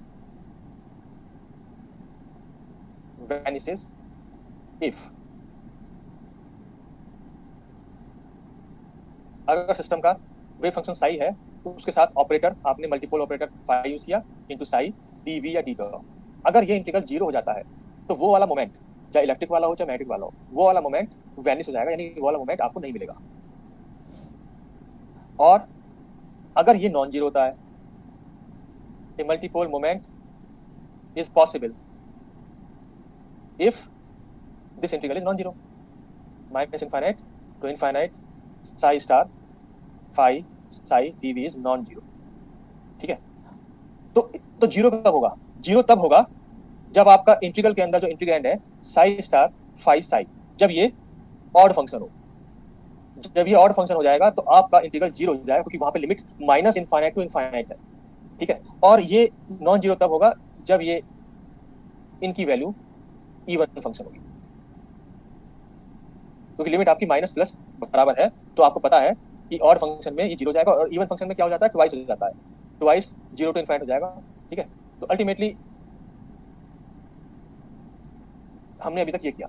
तो इंटीग्रल आपको सॉल्व नहीं करना है, यहाँ पे पैरिटी जो हमने पैरिटी का फॉर्मूला यूज किया उसका यूज करना है, और हमें ये देखना है कि यहाँ पे कौन से इलेक्ट्रिक और मैग्नेटिक मोमेंट्स पॉसिबल है और कौन से वैनिश या 0 हो जाएंगे। तो अब हम नेक्स्ट स्लाइड पे चलते हैं।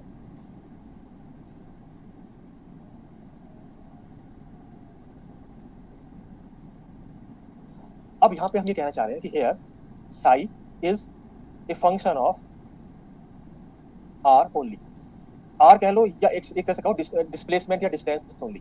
ठीक है, तो साई एक ऐसा फंक्शन है जो, जैसे मानो डाइपोल है आपका, तो डाइपोल के लिए क्या होगा, अगर मानो डाइपोल है तो डाइपोल के लिए डाइपोल क्या आता है, charge into distance between the charges. अगर क्वाड्रुपोल है तो वो क्या होगा, चार्ज इनटू डिस्टेंस का स्क्वायर।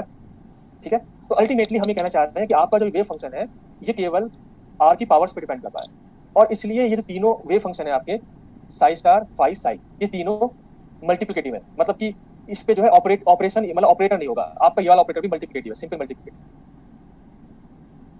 मल्टीप्लिकेटिव ऑपरेटर है। ये आपका फंक्शन ऑफ, बल्कि हम इसी की बात करना चाह रहे हैं, फंक्शन ऑफ आर होगा। साई भले डिफरेंट हो जाए पर ये ऑपरेटर मल्टीप्लिकेटिव है। तो इससे क्या होगा कि आपको केवल पैरिटीज का प्रोडक्ट करना है, फंक्शन ऑफ आर। तो अब देखो, अब हम बात करेंगे, अगर ऐसा है तो psi star Sai is always even function. अगर मल्टीप्लिकेटिव है और साई और जो ऑपरेटर आपको वो ऑपरेट नहीं करेगा, तो साई स्टार साई हमेशा इवन फंक्शन होगा। अगर वो ऑड भी होगा तो odd into odd is even, उसे कंजुगेट की मल्टीप्लाई करोगे तो ये हमेशा इवन फंक्शन आएगा। इसका मतलब आपका इंटीग्रल 0 है नॉन जीरो, डिपेंड करेगा केवल फाई पे। ठीक है, तो इसका मतलब क्या हुआ, 10 integral vanishes if phi is odd function. इसका मतलब ये हो गया कि इंटीग्रल आपका 0 हो जाएगा अगर फाई ऑड फंक्शन है, and integral is non zero if phi is even function. तो अल्टीमेटली कंक्लूजन क्या निकला, तो हम कंक्लूजन में बढ़ रहे हैं, तो कंक्लूजन ये हो गया, फॉर इलेक्ट्रिक मल्टीपोल्स, इलेक्ट्रिक मल्टीपोल के लिए जो पैरिटी होगी फाई की, वो होगी -1 की पावर एल। ठीक है, तो इलेक्ट्रिक के लिए आप क्या कहोगे, 10 for even L, for even L E L exist, that is E not E2 etc are non-zero and E1 E3 etc are equal to 0। तो यानी कि हम ये कहेंगे कि इलेक्ट्रिक के लिए कौन कौन से आपके मल्टीपोल्स पॉसिबल हैं, यानी कि electric monopole, quadrupole etc are possible. यानी कहने का मतलब यह है, जब आप सेल मॉडल से निकालोगे क्वाड्रुपोल मोमेंट, तो आप कौन सा निकालते हो, इलेक्ट्रिक क्वाड्रुपोल मोमेंट। आप मैग्नेटिक क्वाड्रुपोल मोमेंट नहीं निकालते हो, क्योंकि मैग्नेटिक क्वाड्रुपोल मोमेंट 0 होगा। बल्कि मैग्नेटिक पे तो हम आएंगे, अभी मैग्नेटिक पे आएंगे, उस पर 0 दिखेगा। हम फिलहाल इलेक्ट्रिक की बात करें तो इलेक्ट्रिक क्वाड्रुपोल मोमेंट निकालते हो आप, और इलेक्ट्रिक डाइपोल मोमेंट 0 होगा, इलेक्ट्रिक डाइपोल मोमेंट 0 होगा। अब यही हम कर रहे हैं मैग्नेटिक के लिए। तो हम नेक्स्ट स्लाइड पे चलते हैं, आप इसे साथ साथ लिखते रहो। अब हमने कहा कि फॉर मैग्नेटिक मल्टीपोल्स, जिसके लिए पैरिटी है आपकी -1⁻L+1, तो इस पैरिटी को अगर इवन बनाना है, इस पैरिटी को अगर इवन बनाना है, तो यहाँ पे L की वैल्यू ऑड होगी। तो हमने यहाँ पे कहा 10 for odd L ML exist. तो इसका मतलब ये हो गया कि हमारे पास M0 M2 अब की बार ये वाले 0 होंगे, और M1 M3 etc ये होंगे नॉन जीरो। इसका मतलब मैग्नेटिक डाइपोल या मैग्नेटिक ऑक्टोपोल etc एग्जिस्ट।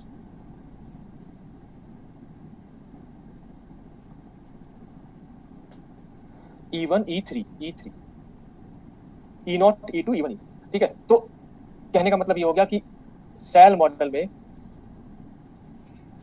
में आप क्या निकालते हो, आप निकालोगे मैग्नेटिक डाइपोल मोमेंट। अब हम ये निकालेंगे magnetic dipole moment and electric quadrupole moment. तो अब इसके बाद हम करेंगे इलेक्ट्रिक क्वाड्रुपोल मोमेंट, क्योंकि क्वाड्रुपोल मोमेंट निकालना आसान है as compare to dipole moment. तो first we will calculate electric quadrupole moment. इस पे आने से पहले एक क्वेश्चन करना है हमें, और वो है, उसको मैं पेज नंबर बता रहा हूं आपको।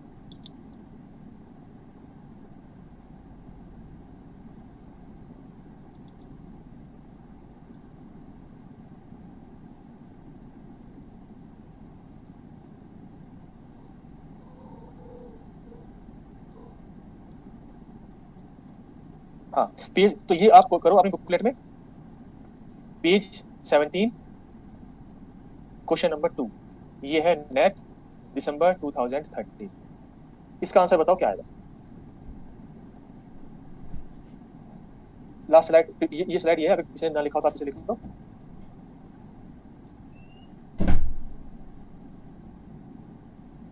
ठीक है, तो अब इस वाले क्वेश्चन पे आते हैं। तो इस क्वेश्चन में क्या लैंग्वेज है, तो लैंग्वेज है the intrinsic electric dipole moment of A nucleus XAZ। तो इंट्रिंसिक इलेक्ट्रिक डाइपोल मोमेंट क्या हो जाएगा, 0, क्योंकि हमने कहा कि इलेक्ट्रिक डाइपोल मोमेंट नहीं निकलता है, मैग्नेटिक डाइपोल मोमेंट निकलता है।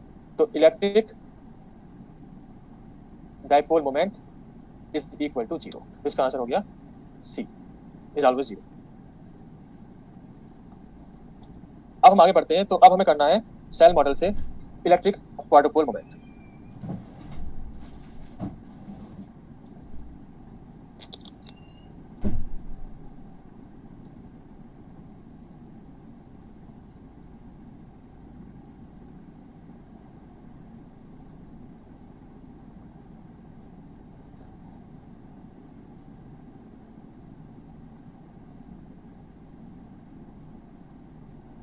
तो ये जो क्वाड्रुपल मोमेंट है ये क्या बताता है? ये बताता है आपका शेप ऑफ द न्यूक्लियस, कि whether your nucleus is spherical और not.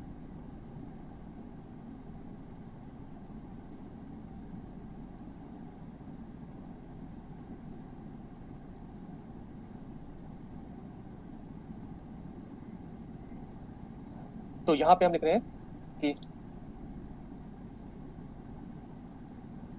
Electric quadrupole moment gives information about the shape of the nucleus। तो ये कैसे बताएगा? तो अब इसके लिए हमारे पास जो ईएमटी में फॉर्मूला आपने यूज किया, आप पहले तो वो लिखेंगे हम, ठीक है। तो यहाँ पे हम लिख रहे हैं, अब मैं डायरेक्ट लिख रहा हूँ, ईएमटी में आप जो है पोटेंशियल एक्सपेंड करके रीजन के प्रॉब्लम में यूज करके आप जो है डिफरेंट पोटेंशियल्स यूज करते हो।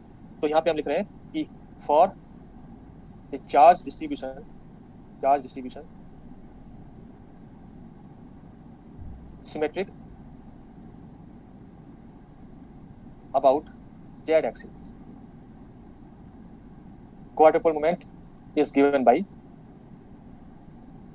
q equal to 1 upon e integral 3z square minus r square into charge density d tau। ठीक है, तो इस तरह से आपके पास फॉर्मूला आता है। This is average of 3z square minus r square taken over charge density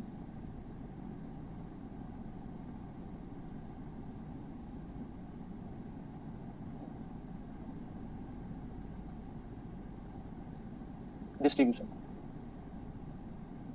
अब यहाँ पे क्या है कि जब आप ईएमटी में पढ़ते हो तो होता क्या है कि जो इसका क्वाड्रुपल मोमेंट की जो यूनिट आती है, यूनिट वो किसकी यूनिट आएगी? चार्ज इनटू डिस्टेंस के स्क्वायर की, चार्ज इनटू डिस्टेंस स्क्वायर, ये यूनिट आती है, ठीक है। लेकिन यहाँ पे कैसी यूनिट आ रही है? यहाँ पे अगर आप देखोगे तो हमारे पास ये फॉर्मूला है। तो अगर आप यूनिट की बात करो तो ये तो है चार्ज अपॉन डेंसिटी इनटू ये है आपकी, सॉरी चार्ज अपॉन डेंसिटी लिख दिया, charge upon volume, charge upon volume, क्योंकि चार्ज डेंसिटी होगी चार्ज अपॉन वॉल्यूम, ये है आपका वॉल्यूम। और यहाँ पे आपका जो यूनिट है वो किसकी है? डिस्टेंस के स्क्वायर की, यानी कि एरिया, ठीक है। तो होना क्या चाहिए, जो आप ईएमटी में पढ़ते हो वो तो यही है कि वॉल्यूम से वॉल्यूम कैंसिल और आपका आंसर आना चाहिए चार्ज इनटू डिस्टेंस का स्क्वायर, यानी कि यहाँ पे इतना आना चाहिए। लेकिन यहाँ पे हमने 1 अपॉन ई से डिवाइड किया है, यहाँ पे हमने 1 अपॉन ई से डिवाइड किया है, क्योंकि न्यूक्लियर फिजिक्स में आप स्कैटरिंग एक्सपेरिमेंट करते हो और वहां पे ज्यादातर आप क्रॉस सेक्शंस निकालते हो, और क्रॉस सेक्शंस का जो यूनिट होती है वो एरिया की होती है। तो हम ये चाह रहे हैं कि जो हमारा क्वाड्रुपल मोमेंट है उसका जो यूनिट है वो भी एरिया की आए, तो यहाँ भी यूनिट एरिया की आती है instead of area into charge. तो यहाँ पे हमने चार्ज से डिवाइड कर दिया, हमारी यूनिट एरिया की आई, क्योंकि क्रॉस सेक्शंस हम निकालते हैं इन स्कैटरिंग एक्सपेरिमेंट्स।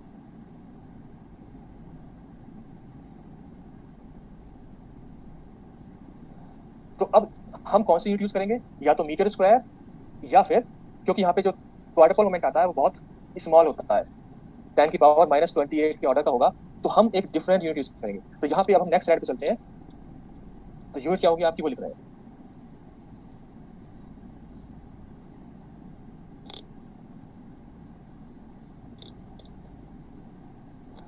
तो यूनिट होगी आपकी मीटर स्क्वायर, या जो यहाँ पे जो यूनिट फेमस है वो है बार्न, where 1 barn is equal to 10 to power -28 metre square. तो आप 10 to power -28 को एक बार्न के बराबर लिख दोगे। तो हमारे जो आंसर्स होते हैं वो बार्न में आते हैं, तो आपको इसी में जो कन्वर्ट करने के लिए ये रिलेशन आपको काम आएगा। अब हम आगे बढ़ रहे हैं, तो अब हम शेप की बात करते हैं कि ये शेप कैसे बताएगा, ठीक है। तो जब हमने क्वाड्रुपल मोमेंट को ये लिखा 1 अपॉन ई इंटीग्रल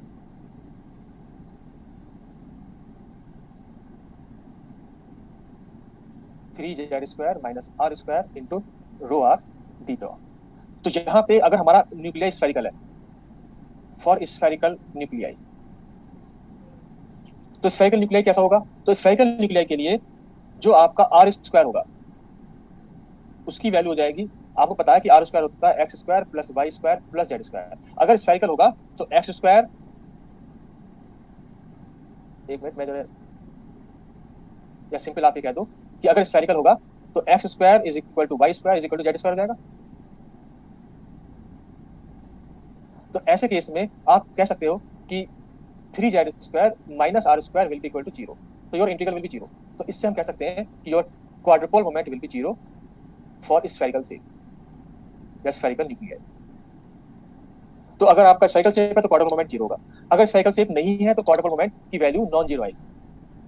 तो अब हम नेक्स्ट पॉसिबिलिटी करते हैं, तो नेक्स्ट है आपका प्रोलेट इलिप्सॉइड, यानी कि ये इलेप्टिकल आ जाएगा 3 डायमेंशनल फिगर में, उसे हम कहते हैं इलिप्सॉइड। तो अल्टीमेटली आपने कहा कि अगर क्वाड्रुपल मोमेंट पॉजिटिव है तो उस शेप को आप कहते हो प्रोलेट। और ये कब होगा? ये तब होगा जब आपका जेड स्क्वायर की वैल्यू 1/3 आर स्क्वायर से ज्यादा होगी, या एक तरह से कह सकते हो 3z स्क्वायर की वैल्यू आर स्क्वायर से ज्यादा है। ठीक है, तो प्रोलेट की जो शेप होती है वो आएगी आपकी इस तरह से, यानी कि अगर ये जेड एक्सिस है तो जेड एक्सिस के अलोंग इलोंगेट हो जाएगा, ये आपका प्रोलेट है। और अगर आपका ऑब्लेट है शेप तो उसके लिए क्यू वैल्यू नेगेटिव आएगी और आप कह सकते हो कि जेड स्क्वायर की value less than 1/3 R square आएगी, और इसकी शेप आती है जेड के परपेंडिकुलरली इलोंगेट हो जाएगा। तो ये पॉसिबल आपकी शेप है, और ये 3 डायमेंशनल शेप है, यानी कि ये आपका 3 डायमेंशनल शेप है।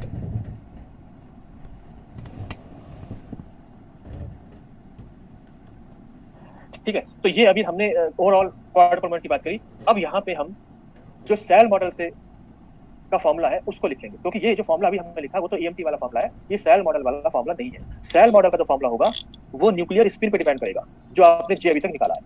तो अब हम नेक्स्ट स्लाइड पे चलते हैं, quadruple moment in terms of nuclear spin.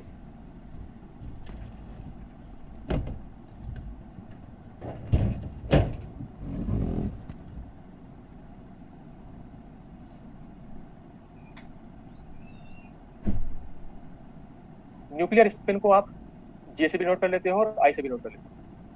आई से इसलिए कि अगर आपको जैसे आपने एटॉमिक में आई पढ़ा होगा, हाइपरफाइन स्ट्रक्चर में, हाइपरफाइन में या पढ़ लोगे, हाइपरफाइन में जो है न्यूक्लियर स्पिन इन्वॉल्व होती है।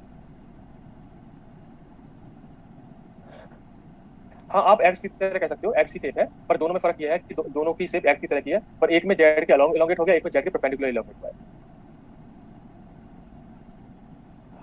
तो अब हमारे पास फॉर्मूला क्या है? देखो फॉर्मूला हम लिख रहे हैं, इस फॉर्मूले को आपको याद रखना, बस इस फॉर्मूले से डायरेक्ट आंसर निकलेगा। तो हमने कहा कि फॉर ऑड न्यूक्लियन, और उसमें भी हमने कहा सिंगल पार्टिकल। अब ये ध्यान रखना, अब जो मैं फॉर्मूला यहाँ पे लिख रहा हूँ वो सिंगल पार्टिकल के लिए है, यानी कि अगर लास्ट में आपके 3 है, मान लो यहाँ पे p 3/2 है और इसमें 1 है, इसी को आप सिंगल पार्टिकल कह रहे हो। अगर इसमें 3/2 में या 5/2 की बात करते हैं, 5/2 में अगर 1 है तो इसको सिंगल पार्टिकल कह रहे हो। लेकिन अगर 5/2 में, पहली बात तो p में 5/2 होता नहीं, d लिख लेते हैं इसे, d 5/2। अगर d 5/2 में 1 है तो उसके लिए फॉर्मूला है, लेकिन 1 d 5/2 में अगर 3 है जो कि ऑड है तो इसके लिए ये वाला फॉर्मूला नहीं है। तो अभी हम सिंगल की बात करेंगे, फिर हम सिंगल से ज्यादा की बात करेंगे। तो सिंगल पार्टिकल के लिए क्या होगा? अच्छा, मैंने एक चीज नहीं बताई, लास्ट स्लाइड में एक चीज रह गई है, वो क्या है कि क्वाड्रुपल मोमेंट कब 0 होगा। नहीं, चलो यही कर लेंगे क्योंकि न्यूक्लियर स्पिन की बात करेंगे हम। तो यहाँ पे अभी मैं फॉर्मूला लिख रहा हूँ, quadruple moment for single particle, SP का मतलब सिंगल पार्टिकल है। फॉर्मूला आएगा -3/5 2j - 1 upon 2j + 2 into R square, ये फॉर्मूला है, और ये विद माइनस साइन है। यानी अगर आपके पास लास्ट न्यूट्रॉन या लास्ट जो आपका न्यूक्लियन है वो सिंगल है तो आपका जो क्यू आएगा वो आपका नेगेटिव आएगा। ठीक है, तो ये फॉर्मूला हो गया, जहां पे जे की वैल्यू तो आप निकाल लोगे इस न्यूक्लियर स्पिन से फॉर ग्राउंड स्टेट, और रेडियस जो है आपका वेयर r = r0 a⁻⁴ ये आपकी रेडियस की वैल्यू है। ठीक है, और आपको पता है कि जो r0 है उसकी वैल्यू या तो गिवन होगी, आपको पता है कितने किस ऑर्डर की होती है, 1.2 10⁻⁻15 के ऑर्डर की होती है। ठीक है, मीटर में बात करें, मीटर में।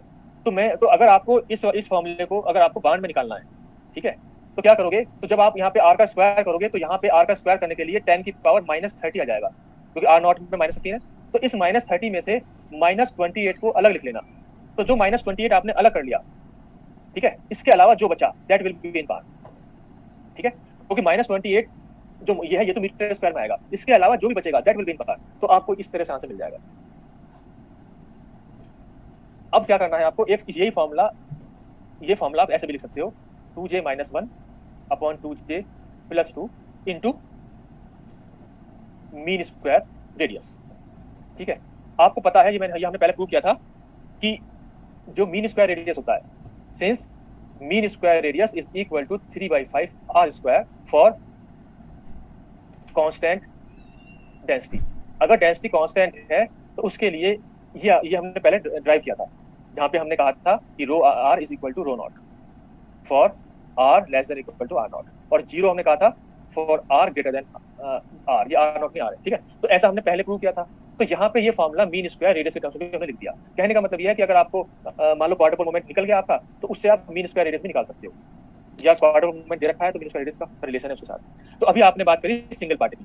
ठीक है, अब मैं यहाँ पे फॉर्मूला लिखना चाह रहा हूँ जिसमें आपके नंबर ऑफ न्यूक्लियॉन्स जो आप फिल कर रहे हो वो ऑर्डर तो है पर एक से ज्यादा है, जैसे कि 3, 5, 7 एक्सेट्रा। उसके लिए कौन सा फॉर्मूला यूज करोगे? तो अब हम नेक्स्ट स्लाइड पे चल रहे हैं। तो यहाँ पे अब हम लिख रहे हैं फॉर न्यूक्लियॉन्स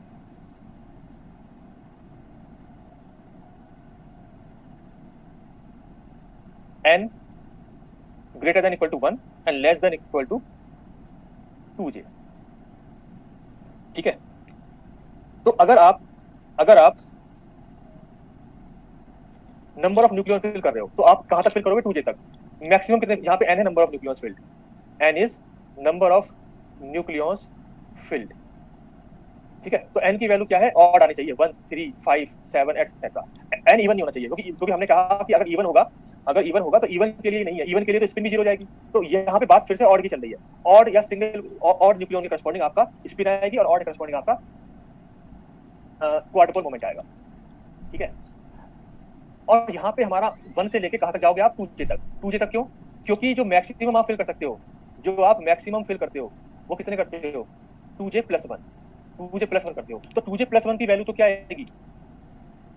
ये तो फुली फिल्ड है।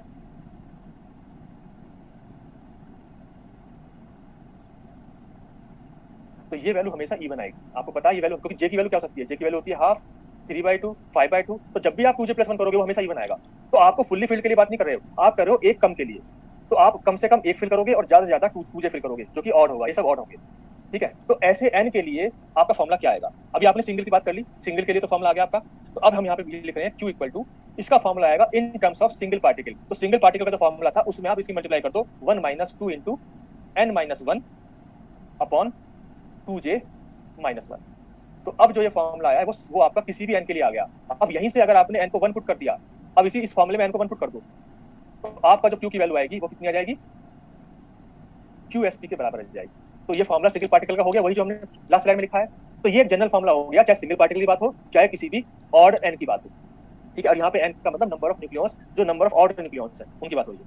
ठीक है, अब यहाँ पे अगर हम बात करें for n equal to 2j, 2j का मतलब क्या है? 2j का मतलब है सिंगल होल। सिंगल होल, जैसे आप सॉलिड स्टेट में पढ़ते हो सिंगल होल, ये उसी तरह से है। सिंगल होल का मतलब ये है, एग्जांपल देखो, मान लो हम बात कर रहे हैं 1d 5/2 में, तो 5/2 में आप 6 फिल कर सकते हो, और मान लो आपके पास 5 फिल है, तो एक यहाँ पे होल है, एक यहाँ पे होल क्रिएट हो गया। तो होल का मतलब हम ये कहना चाह रहे हैं मैक्सिमम से एक कम।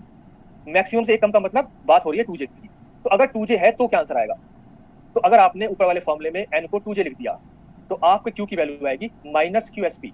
यानी कि ये वैल्यू जो आपने पहले माइनस में लिखी थी, क्योंकि QSP की वैल्यू क्या थी? QSP की वैल्यू तो माइनस में थी, वही वैल्यू सिंगल होल के लिए प्लस हो जाएगी। तो QSP की वैल्यू आपकी थी -3/5 2j - 1 2j + 1 into R square. ये आपका सिंगल पार्टिकल के लिए है। अगर आपका सिंगल होल है, यानी कि मैक्सिमम से एक कम, तो फिर यही वैल्यू पॉजिटिव के साथ आएगी, 3/5 2j - 1 2j + 2 into R square. और अगर आपके पास ना तो 1 है, ना सिंगल होल है, ना सिंगल पार्टिकल है, उसके अलावा मान लो 3 या 5 है ऑड, तो फिर आपका n वाला फॉर्मूला आएगा। हाँ, 2j + 2, यस 2j + 2, ये आएगा 2j + 2। ठीक है, 2j + 2 का फॉर्मूला। तो अब हम, क्योंकि टाइम एक तरह से होने वाला है, तो अब ये तो हो गया आपका क्वाड्रुपल पोल मोमेंट, केवल ये फॉर्मूला याद करना है। अब यहाँ पे एक नोट करके लिख लो, जो इंपॉर्टेंट है वो ये है कि आपका क्वाड्रुपल पोल मोमेंट कौन कौन से स्पिन के लिए 0 हो जाएगा। तो आप लिखो फॉर j = हाफ। अगर आप इस फॉर्मूले में j को हाफ रखोगे, तो या j = 0, इन दोनों के लिए quadruple pole moment will be 0। That is nucleus will be spherical. तो j इक्वल टू हाफ, तो अगर फॉर्मूले में रखोगे 2j-1 है तो j इक्वल टू हाफ रख दोगे तो q 0 हो जाएगा, ये तो इससे हो गया। और अगर j इक्वल टू 0 है तो ये फॉर्मूले में नहीं होगा, फॉर्मूले से नहीं आएगा। j इक्वल टू 0 करोगे तो यहाँ पे हम कहेंगे इसके लिए q इक्वल टू 0 है, since no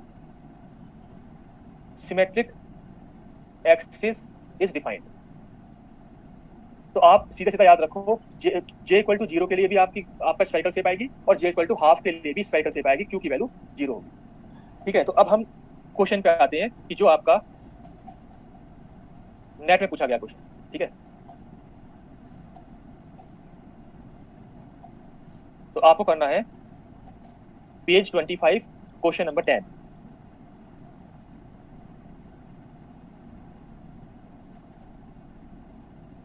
page 25 question number 10, इसको निकालना आपको। Page 25 question number 10 in your booklet, और ये है नेट दिसंबर 2015। इसमें क्या पूछा है, यहां पे दे रखा है electric quadrupole moment for odd proton nucleus is, तो आपको फॉर्मूला दे दिया क्वाड्रुपोल मोमेंट का 2j-1 2j+2 into mean square radius. तो ये फॉर्मूला हमें पता है और उन्होंने भी यही फॉर्मूला दिया। अब आगे है where j is the total angular momentum. अब आपको गिवन है r0 की वैल्यू 1.2 फर्मी गिवन है, और साथ में आपसे पूछा है what is the value in barn of the quadrupole moment. इसके लिए आपको निकालना है एल्यूमिनियम 27 के लिए। इसके लिए एटॉमिक नंबर नहीं दिया है, एटॉमिक नंबर यहाँ पे 13 होता है। ठीक है, और ये आपको किसमें निकालना है, क्यू की वैल्यू निकालनी है मान में। इसका आंसर निकालो आप लोग, कितना आएगा, कोई भी आंसर निकाले कितना आएगा। देखो सबसे पहले आप फॉर्मूला लिख लो इन टर्म्स ऑफ रेडियस का स्क्वायर, क्योंकि मीन स्क्वायर रेडियस आपको पता नहीं है, तो आपने फॉर्मूला लिख लिया 3/5 2j-1 2j+2 into r square. दूसरा आप ये देखो कि यहाँ पे आप सिंगल पार्टिकल फिल कर रहे हो या 2j फिल कर रहे हो या ये सिंगल ज्यादा फिल कर रहे हो। तो एल्यूमिनियम में जब आप करोगे तो यहाँ पे z इक्वल टू 13 को फिल करोगे। 13 को फिल करने के लिए देखो कितना हो रहा है, 1s half 2 1p 3/2 4 1p half 2, फिर है 1d 5/2। तो यहाँ तक आपने 8 फिल कर दिए और यहाँ पे आप 5 फिल करोगे। तो जब आप यहाँ पे 5 फिल करोगे प्रोटॉन, और मैक्सिमम आप 6 फिल कर सकते थे, तो ये एक तरह से सिंगल होल हो गया। और अगर सिंगल होल है तो आपने क्या कहा था कि Q की वैल्यू आती है -QSP, और इसीलिए यहाँ पे जो आएगा प्लस के साथ आंसर आएगा, और इसीलिए आपके आंसर प्लस में है। अब आप J की वैल्यू आपको पता है, J की वैल्यू कितनी है 5/2।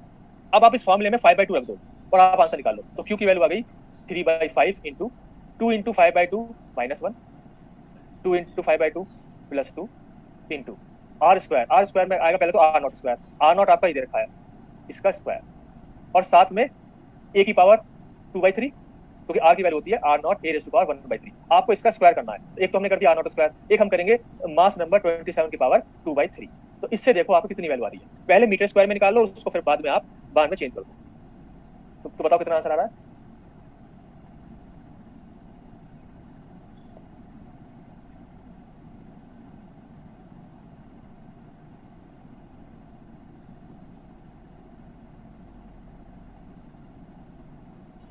आप में से कोई बताए। हाँ तो ये आएगा, ठीक है, तो अभी पहला आंसर आ गया। ठीक है, तो आपका आंसर ये है, तो आएगा आप यहाँ पे 4.44 10 raised to power -30 metre square. इसे आप लिखोगे 0.044 into 10 raised to power -28 metre square, या 0.044 बार। तो आपका आंसर ये हो जाएगा।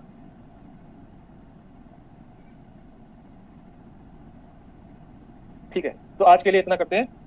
अब बस इसमें लास्ट रह गया सेल मॉडल में, वो है electric magnetic dipole moment. Magnetic dipole moment रह गया, तो उसे हम नेक्स्ट क्लास में कर लेंगे। ठीक है, अब आपको क्वेश्चन हो तो आप पूछ सकते हो।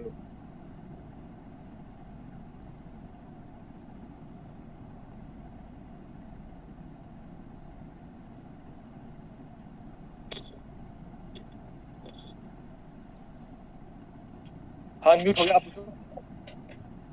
सर मोर देन 1 को फिर से एक्सप्लेन कर दीजिए। देखिए पहली बात तो हम ये कह रहे हैं कि यहाँ पे जो हमारे न्यूक्लियन है वो ऑड ही होने चाहिए।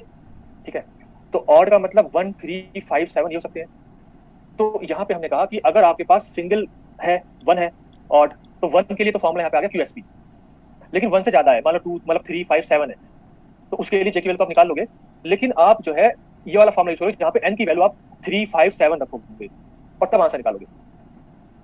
बस यहाँ पे इतना ही है। और का मतलब वो मोर देन वन का मतलब सर यूज कौन सा करेंगे हम सबसे ज्यादा, जैसे जो हमें याद होना चाहिए मेन, जिससे टोटली निकल जाए, सिंगल का भी निकल जाए?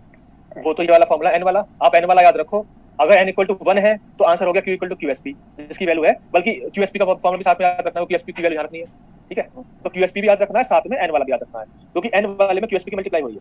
Yes sir.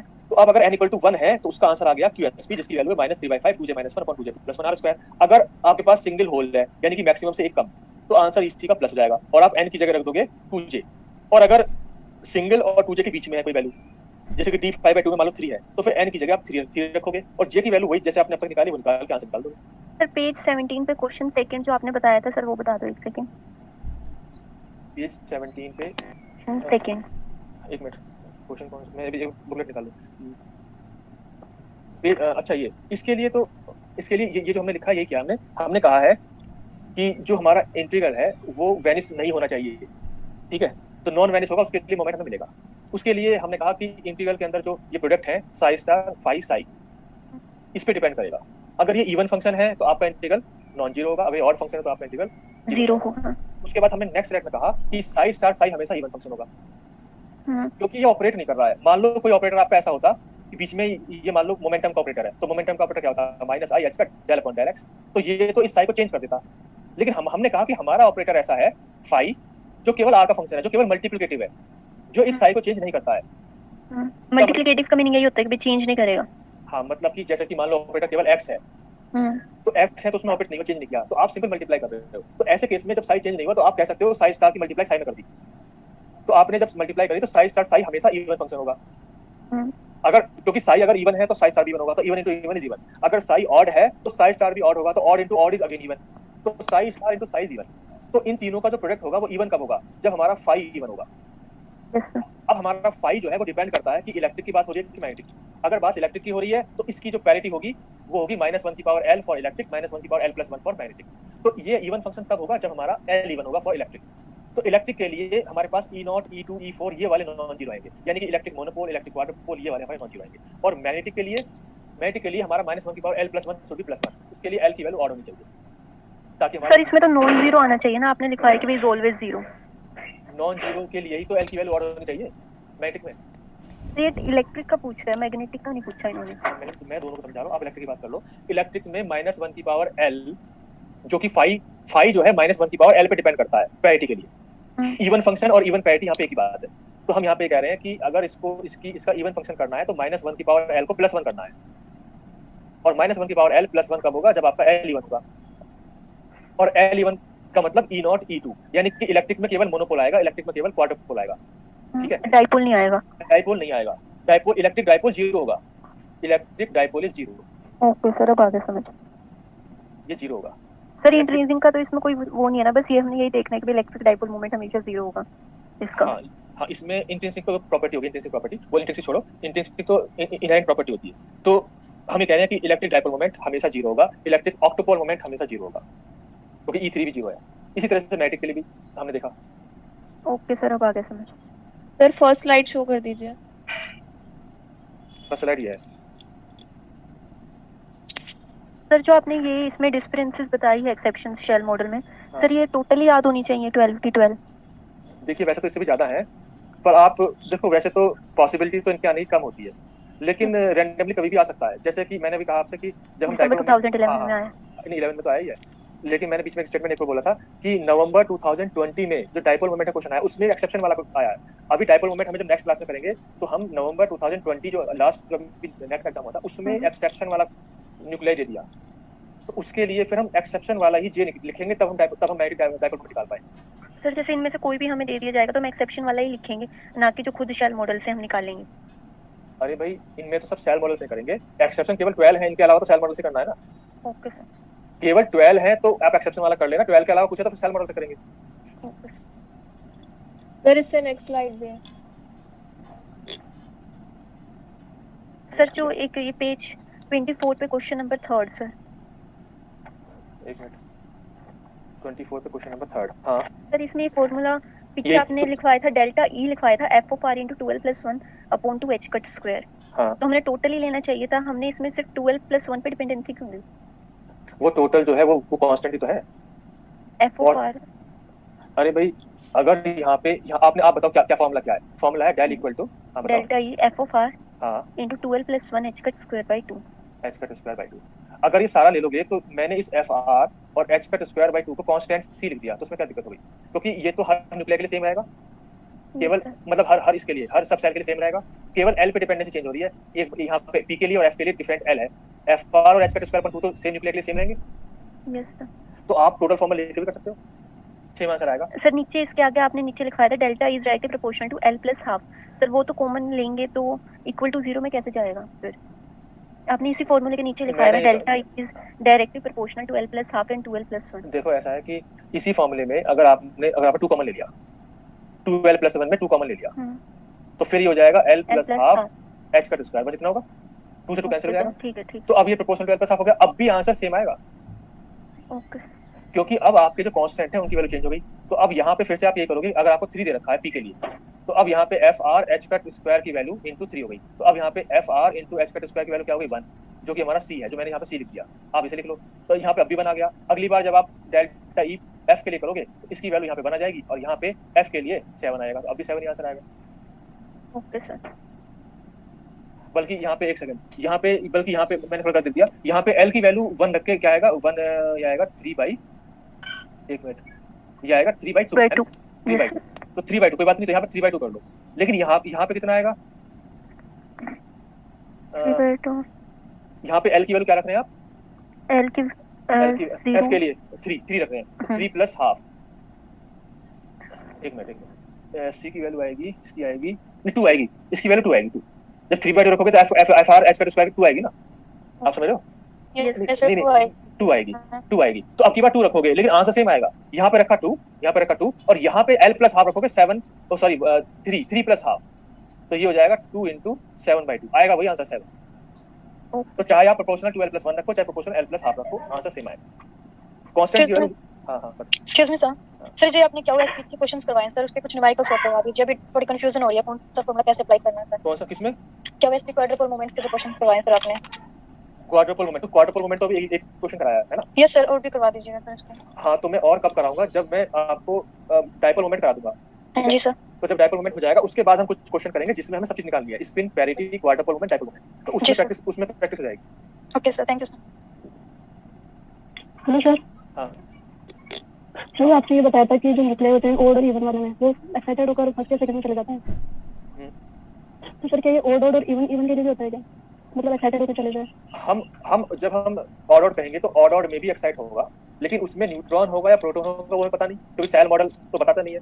इसलिए अगर क्वेश्चन एक्साइटेड स्टेट का आएगा तो वो फिर इवन ऑड या ऑड इवन का आएगा, ऑड का नहीं आएगा, क्योंकि आप सेल मॉडल से या इस मेथड से नहीं कर सकते। दूसरी बात, जहां तक इवन की है, इवन को हम कलेक्टिव मॉडल में पढ़ेंगे, रोटेशनल और वाइब्रेशनल स्टेट्स में, वहां पे मैं आपको बता दूंगा कि इवन का एक्साइटेड स्टेट क्या होगा। Okay sir. दूसरे जो आपने एक्सपेरिमेंट रिजल्ट का जो ग्राफ बनाया है, हाँ सर इसमें आपने एक में तो एनर्जी और एनर्जी का केस तो कम ना हो, सेकंड बार में थोड़ा ज्यादा है, वो ऐसा क्यों? ऐसा वो डिपेंड करता है न्यूक्लियाई पे, ठीक है? तो उनमें किस तरह से अरेंजमेंट है न्यूट्रॉन्स प्रोटॉन्स का, तो उनकी एनर्जी कम या ज्यादा हो सकती है, लेकिन स्पिन पैरिटी सेम है। जैसे आप एटॉमिक में बात करते हो, एटॉमिक में बात करें तो एटॉमिक में हम ये कह सकते हैं कि जैसे मान लो सोडियम है, तो सोडियम में 11 है, तो 11 में जो लास्ट वाला इलेक्ट्रॉन होगा वो थोड़ा उसकी एनर्जी लेवल थोड़ी हाई होगी, तो वो आसानी से निकल जाएगा। लेकिन जो इनर्ट गैसेस होंगी वो फुली पैक्ड होंगी, तो वो उनकी एनर्जी लेवल थोड़ी कम होगी, मतलब वो उसमें ज्यादा नहीं चाहिए होगी। तो इसलिए हम यहाँ पे कह रहे हैं कि अरेंजमेंट पर डिपेंड करेगा न्यूक्लियाई के, कि इनकी एनर्जी कम या ज्यादा, लेकिन वो एनर्जी एक्सपेरिमेंटल है और वो हम सेल मॉडल से नहीं निकाल सकते। तो आपको यहाँ पे एनर्जी निकालनी है, आपको यहाँ पे केवल फोकस स्पिन और पैरिटी पे करना है। सर एक बार स्लाइड नंबर 20 दिखाना। ये है 20 सर 10th दिखा दियो सर। 10th खाली कैसे है? 10th तो चलो ये 9th है, ये खाली रह गई, ये है 9th। तो आपको 9th देखनी है या 11th? सर 11th ही है।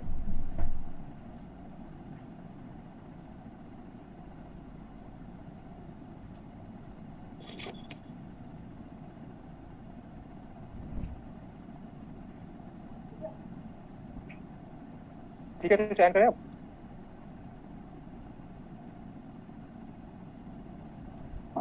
Thank you sir. ठीक है, ओके, वेलकम।